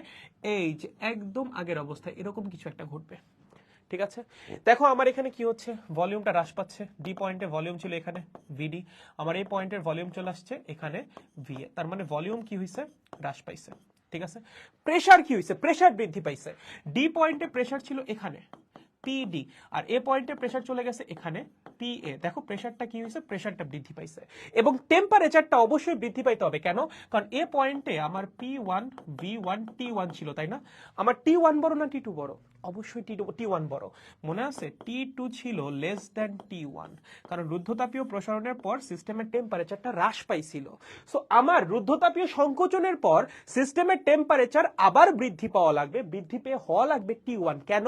কারণ আমার প্রক্রিয়া শেষে বা চক্র শেষে আবার আগের অবস্থায় ফিরে যাইতে হবে। আগের অবস্থায় ফিরে যাওয়া মানে আগের চাপ, আগের ভলিউম, আগের টেম্পারেচারে ফিরে যেতে হবে। ঠিক আছে? সো এইবার রুদ্ধতাপীয় প্রক্রিয়া কি হবে? টেম্পারেচারটা বৃদ্ধি পাবে, বৃদ্ধি পেয়ে T2 থেকে T1 হবে। ওকে, সো এবার টেম্পারেচার বৃদ্ধি পেয়ে T2 থেকে T1 হবে। টেম্পারেচার বৃদ্ধি পেয়ে T2 থেকে T1 হবে। ওকে, একদম সহজ। সো এই হলো 4 নাম্বার প্রসেস, এবং এই 4 নাম্বার প্রসেসের মাধ্যমে আমাদের একটা কার্নো চক্র কমপ্লিট। ওকে, তারপর আবার রিপিট, আবার 1 নাম্বারটা, 2 নাম্বারটা, 3 নাম্বারটা, 4 নাম্বারটা, আবার আরেকটা চক্র কমপ্লিট, আবার রিপিট 1 নাম্বারটা, 2 নাম্বারটা, 3 নাম্বারটা, 4 নাম্বারটা। এভাবে একটার পর একটা চক্র চলতেই থাকবে। ঠিক আছে? সো আমি 4টা মনে একবারে সাম আপ করে দেখাই। 4টা প্রক্রিয়া আলোচনা করা হয়েছে এখানে, যে ইঞ্জিনে এই 4টা প্রক্রিয়া কি হয় না হয়, অনেক বেশি ডিটেলস আলোচনা হয়ে গেছে। সো তোমাদের এখন যেগুলো মেইনলি লাগবে আমি সেগুলো একটু খালি দেখাচ্ছি, খেয়াল করো। আমি যদি একটু আঁকার চেষ্টা করি, খেয়াল করেন। দেখেন, এই ছিল গ্রাফ, তাই না? P V. আমাদের গ্রাফ হবে এরকম, এখান থেকে এই, এখান থেকে এই, এখান থেকে এই, এখান থেকে এই। ঠিক আছে? এরকম এ, বি, সি এবং ডি। ফাইন। আমার এ পয়েন্টে আমি সবকিছুই লিখি একটু, হ্যাঁ একটু ডিটেলসে লিখি, কিছু মনে করো না। P1 V1 সরি, আর এখানে হবে T1। বি পয়েন্টে pressure P2, volume V2, temperature কিন্তু সেম, কারণ এটা একটা সমষ্টি প্রক্রিয়া, সমষ্টি প্রক্রিয়া টেম্পারেচার চেঞ্জ হয় না। ঠিক আছে? তার মানে এই পুরো প্রসেসের টেম্পারেচার T1। সি পয়েন্টে pressure P3, volume V3, temperature change হবে, কমে গিয়ে হবে T2, তাই না? আর ডি পয়েন্টে pressure P4, volume V4, temperature same থাকবে। আর ডি থেকে যখন এতে যাব টেম্পারেচার আবার বৃদ্ধি পেয়ে হবে T1 এর সমান। ওকে, তাপ শক্তি গ্রহণ হয়েছে কখন? তাপ শক্তি গ্রহণ হয়েছে দেখো এ থেকে বি তে, তাই না? এই যে এ থেকে বি যে সমষ্ণ প্রসারণ ছিল, এখানে কিন্তু তাপ শক্তি গৃহীত হয়েছে। তাহলে এই অবস্থায় সিস্টেমে আমার তাপ শক্তি প্রবেশ করছে Q1 পরিমাণ। আর তাপ শক্তি বর্জন হয়েছে কখন? সমষ্ণ সংকোচনে, মানে সি থেকে ডিতে। সো আমরা যখন সি থেকে ডিতে আসছি, প্রসেসটা চলছে এইভাবে, এভাবে, এভাবে, এভাবে। আমরা যখন সি থেকে ডিতে আসছি তখন সিস্টেম থেকে তাপ শক্তি তাপগ্রাহকে বের হয়ে গেছে, সেটার মান হলো Q2। ওকে, সো আমার প্রথম যে প্রসেসটা এ থেকে বি, এখানে কি কি হইল? এখানে দেখো ভলিউম বাড়ছে, এ থেকে যখন বিতে গেছো ভলিউম বাড়ছে, তাহলে এখানে আমার আয়তন বৃদ্ধি পাইছে। ঠিক আছে? প্রেসার কি হইছে? দেখো প্রেসার হ্রাস পাইছে। এ পয়েন্টে প্রেসার ছিল এখানে, বি পয়েন্টে প্রেসার এখানে। সো প্রেসার কি হবে? প্রেসার হ্রাস পাবে। এবং টেম্পারেচার সেম, টেম্পারেচার চেঞ্জ হয় না, টেম্পারেচার T1 ই ছিল। ওকে, ক্লিয়ার? বি থেকে সি, বি থেকে সিতে কি হইছে? বি থেকে সি, বি থেকে সি কি ছিল? রুদ্ধতাপীয় প্রসারণ। দেখো যখন তুমি বি থেকে সিতে আসছো, যেহেতু প্রসারণ, অবশ্যই তোমার ভলিউম কি হইছে? ভলিউম বৃদ্ধি পাইছে। প্রেসার কি হইছে? প্রেসার হ্রাস পাইছে। দেখো বি পয়েন্টে প্রেসার ছিল এখানে, সি পয়েন্টে প্রেসার এখানে। সো প্রেসার কি হয়েছে? হ্রাস পেয়েছে। টেম্পারেচার কি হইছে?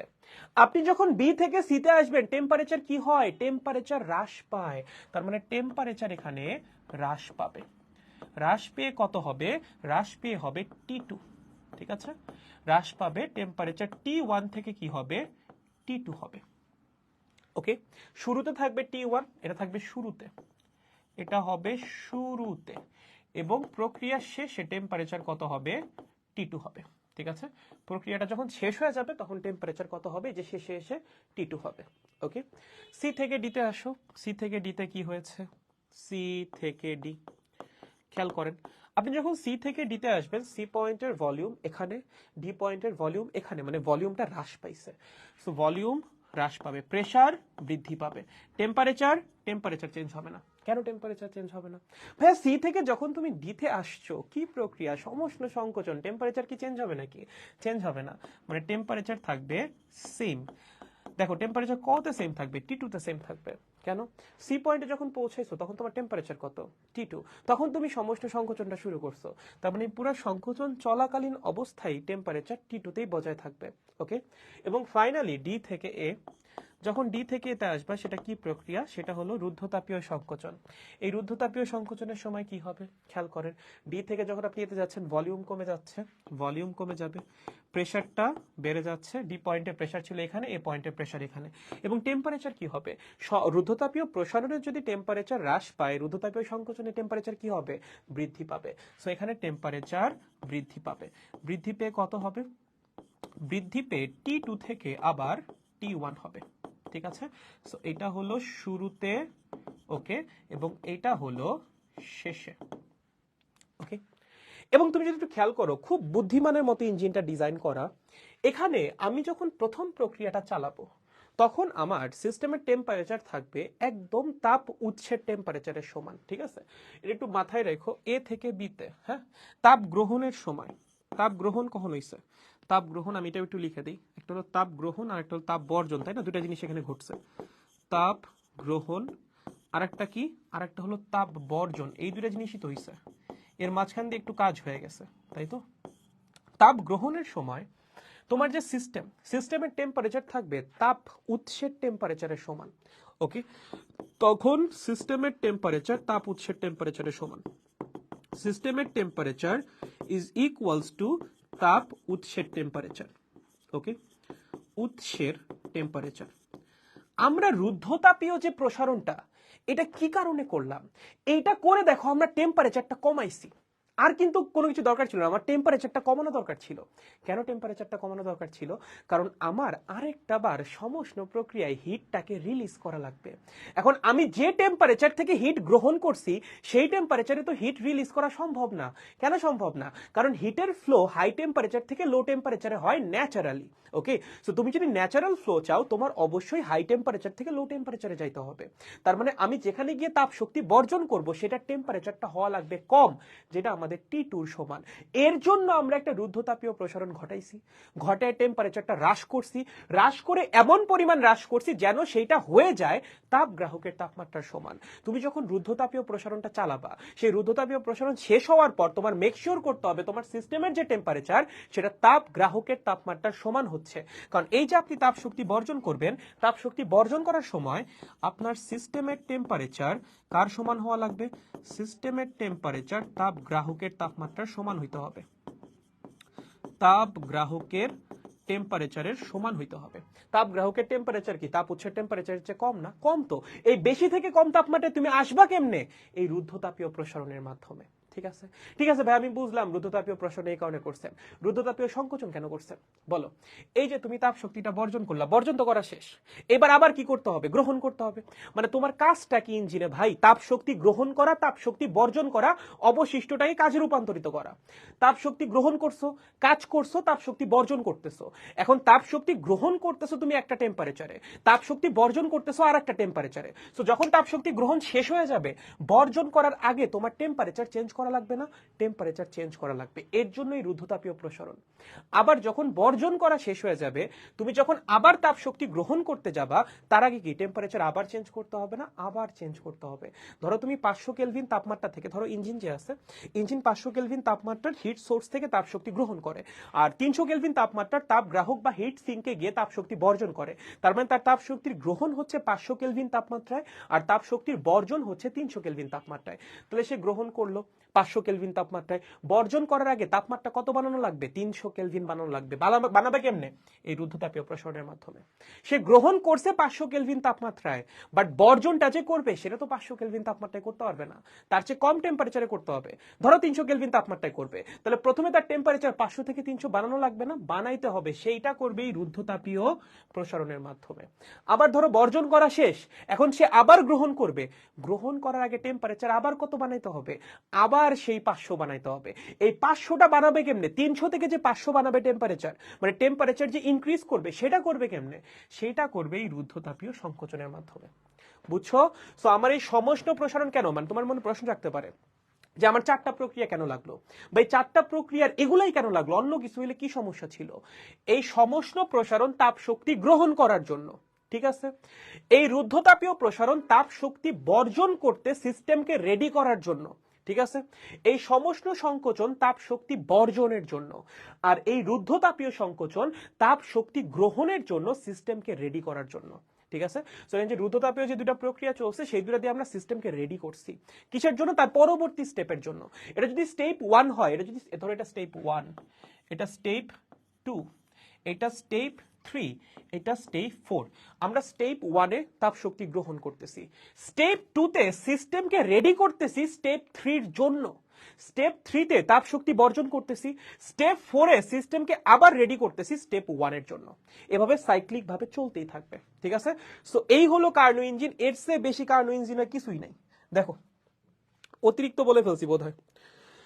দেখো দেখো দেখো বুঝছো কিনা, কাহিনী কি তোমাদের কাছে ক্লিয়ার?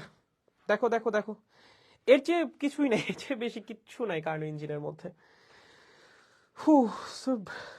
ক্লিয়ার ব্রো, ওকে ঠিক আছে। আর যেহেতু এটা একটা দেখো সাইক্লিক প্রসেস, তাহলে এটার ভিতরের যে আবদ্ধ ক্ষেত্রফলটা এটাই আমাদের কি দিবে, এই আবদ্ধ ক্ষেত্রফলটা আমাদের দিবে একটা চক্রে কৃত কাজ, ঠিক আছে, একটা চক্রে কৃত কাজ। ওকে, ভিতরে আবদ্ধ ক্ষেত্রফলটা কি, একটা চক্রে তোমাকে কৃত কাজ দিবে বা একটা সাইকেলে কৃত কাজ। একটু সুন্দর করে লিখি, তারা লেখাটা খুব বাজে হয়ে গেছে, আমার হাতের লেখা আসলে খুব খারাপ। যাই হোক, দুঃখ করে আর কি হবে। এটা কি, এটা হলো একটা সাইকেলে কৃত কাজ, ডাব্লিউ, ঠিক আছে। ওকে, দেখেন ক্লিয়ার হওয়ার কথা। হ্যাঁ হ্যাঁ, এই যে হয়ে গেছে, আমাদের হয়ে গেছে, শেষ শেষ শেষ শেষ শেষ শেষ শেষ। ওকে ঠিক আছে, হ্যাঁ হ্যাঁ হ্যাঁ, এই যে এখন শেষ। ওকে, এখন মনে হয় মোটামুটি বুঝার কথা, অনেক কিছু পড়ানোর চেষ্টা করছি, আমি জানি না আসলে কতটুকু পারছি, এখানে মোটামুটি পড়ানোর চেষ্টা করছি যে যা যা লাগে আসলে কার্নো ইঞ্জিনের জন্য, ঠিক আছে, মোটামুটি সবকিছু পড়ানোর চেষ্টা করছি। দেখো তোমরা যদি বুঝো তাহলে মোটামুটি সাকসেসফুল বলা যায়। স্যার আপনার আন্ডারমান্ডারের সেরা, কালকে বায়োলজি এক্সাম, আচ্ছা আচ্ছা ঠিক আছে, ওকে ওকে, ভালো মতো পরীক্ষা দিও, সমস্যা নেই। তোমরা মাঝখানে অনেকে কমেন্ট করো বায়োলজি নিয়ে বা অন্যান্য জিনিস নিয়ে, আমি আসলে খুব বেশি রিপ্লাই দিতে পারি না, সরি ফর দ্যাট। কারণ দেখা যায় যে ধরো যখন আমি কার্নো ইঞ্জিন পড়াচ্ছি তখন আসলে অন্য কিছুর মধ্যে যাইতে ইচ্ছা করে না, অন্য কিছুর মধ্যে অন্য আলোচনায় ঢুকতে ইচ্ছা করে না, যখন যেটা পড়ে তখন আসলে শেড নিয়ে থাকতে বেশি কমফোর্টেবল লাগে, টু বি ভেরি অনেস্ট। এই জন্য দেখবা মাঝে মধ্যে তোমরা কমেন্ট করো হয়তো বা মজা করে, আমি কোনো রিপ্লাই দেই না, ইচ্ছা করে দেই না, সত্যি কথা, তোমাদের কমেন্ট আমি পড়ি, বাট ওই মোমেন্টে দেখা যায় ইচ্ছা করে রিপ্লাই দেই না, কারণ হয়তো বা ডিস্ট্রাকশন চলে আসবে পড়াইতে থেকে, হয়তো একটু সরে যাবো তার জন্য, ঠিক আছে। বাট শেষে আমি রিপ্লাই দিয়ে দিব, কোনো সমস্যা নেই। তো আজ এরা কমেন্ট সব শেষে রাখেন, কোনো প্যারা নেই। ওকে, তো বইটা পড়তে চাই, আশীর্বাদ করেন, অবশ্যই অবশ্যই অবশ্যই। দাদা বায়োলজি কিভাবে পড়তেন আমাদের সময়ে? তোমাদের সময়ে তো আসলে আমি বায়োলজি কখনো পড়াশোনা করি নাই, বায়োলজি করে, সরি বায়োলজি পড়ি নাই, sorry sorry sorry sorry, Prabir Prabir come on, সেরা ভাই। ওকে ঠিক আছে, কালকে ইংলিশ এক্সাম, হ্যাঁ best of luck, best of luck, ভালো মতো পড়িস, ঠিক আছে, ভালো মতো পরীক্ষা দিস, কালকে আমারও পরীক্ষা, আমার জন্য দোয়া করো, ঠিক আছে। ওকে, অলওয়েজ সেরা, তোমরা অলওয়েজ সেরা। বায়োলজি পড়ান, থ্যাংক ইউ। আমি, আমাদের কলেজে একজন স্যার ছিলেন, হ্যাঁ, উনি ক্লাসে এসে বলতেন আমি বায়োলজি পড়াই না, আমি বায়োলজি দেখাই। তো আমার অবস্থাও মনে করো ওরকমই, বায়োলজি পড়াই না, বায়োলজি দেখাই। ওকে, না না না, আমি বায়োলজি পড়াইও না, বায়োলজি দেখাইও না, কিছুই করি না, ঠিক আছে। 2024 ব্যাচের স্টুডেন্ট দাদা, আচ্ছা ভালো মতো পড়াশোনা কর, সামনে এইচএসসি। দা বিয়ে খেতে আসছি, এখানে ক্লাস করতেছি, ধন্যবাদ আকাশ ভাই, ধন্যবাদ। মোটিভেশন দেন দাদা, আমার নিজের জীবনেরই মোটিভেশন নাই, তোদেরকে কি মোটিভেশন দিব বল। আচ্ছা ঠিক আছে, দেখাইলেই হবে, ঠিক আছে ঠিক আছে, দেখাই দিব ব্রো, দেখাই দিব, কোনো প্যারাই নাই, ঠিক আছে ঠিক আছে ঠিক আছে ঠিক আছে, দেখা হবে দেখা হবে দেখা হবে, বায়োলজি ক্লাসে দেখা হবে, ওখানে দেখাই দিব, কোনো প্যারা নেই, ঠিক আছে। বিগ ফ্যান ভাই, also I am of you guys, ঠিক আছে। ওকে, আজকের মতো বিদায় নেই, অনেকক্ষণ হয়েছে, রাত 12টা বেজে গেছে। আমরা ক্লাস শুরু করছিলাম সোমবার, আমরা মঙ্গলবারে চলে আসছি, ঠিক আছে। তো সবাইকে নতুন দিনে ওয়েলকাম, তোমার দিনের শুরু হইলো আমার সাথে, বিশ্বাস করো বা না করো, আজকে তুমি তোমার জীবনে অন্যতম সুন্দর একটা দিন কাটাতে যাচ্ছ। কেন? কারণ তুমি দিনের শুরু করেছো এমন একটা মানুষের সাথে যার মুখ দেখলে দিন সুন্দর কাটে, ঠিক আছে। টেক কেয়ার গাইস, দেখা হবে পরবর্তী ক্লাসে। যারা কোর্সে এনরোল করতে চান, আমাদের পেজ ফিজিক্স অফ স্টুপিড একটা টেক্সট দিয়ে বললেই হবে আপনি আমাদের সাথে যুক্ত হতে চাচ্ছেন, বাকিটা ওরাই করে দিবে, ক্যাপশন আমাদের পেজের নাম দেওয়া আছে, ঠিক আছে। Take care, good night.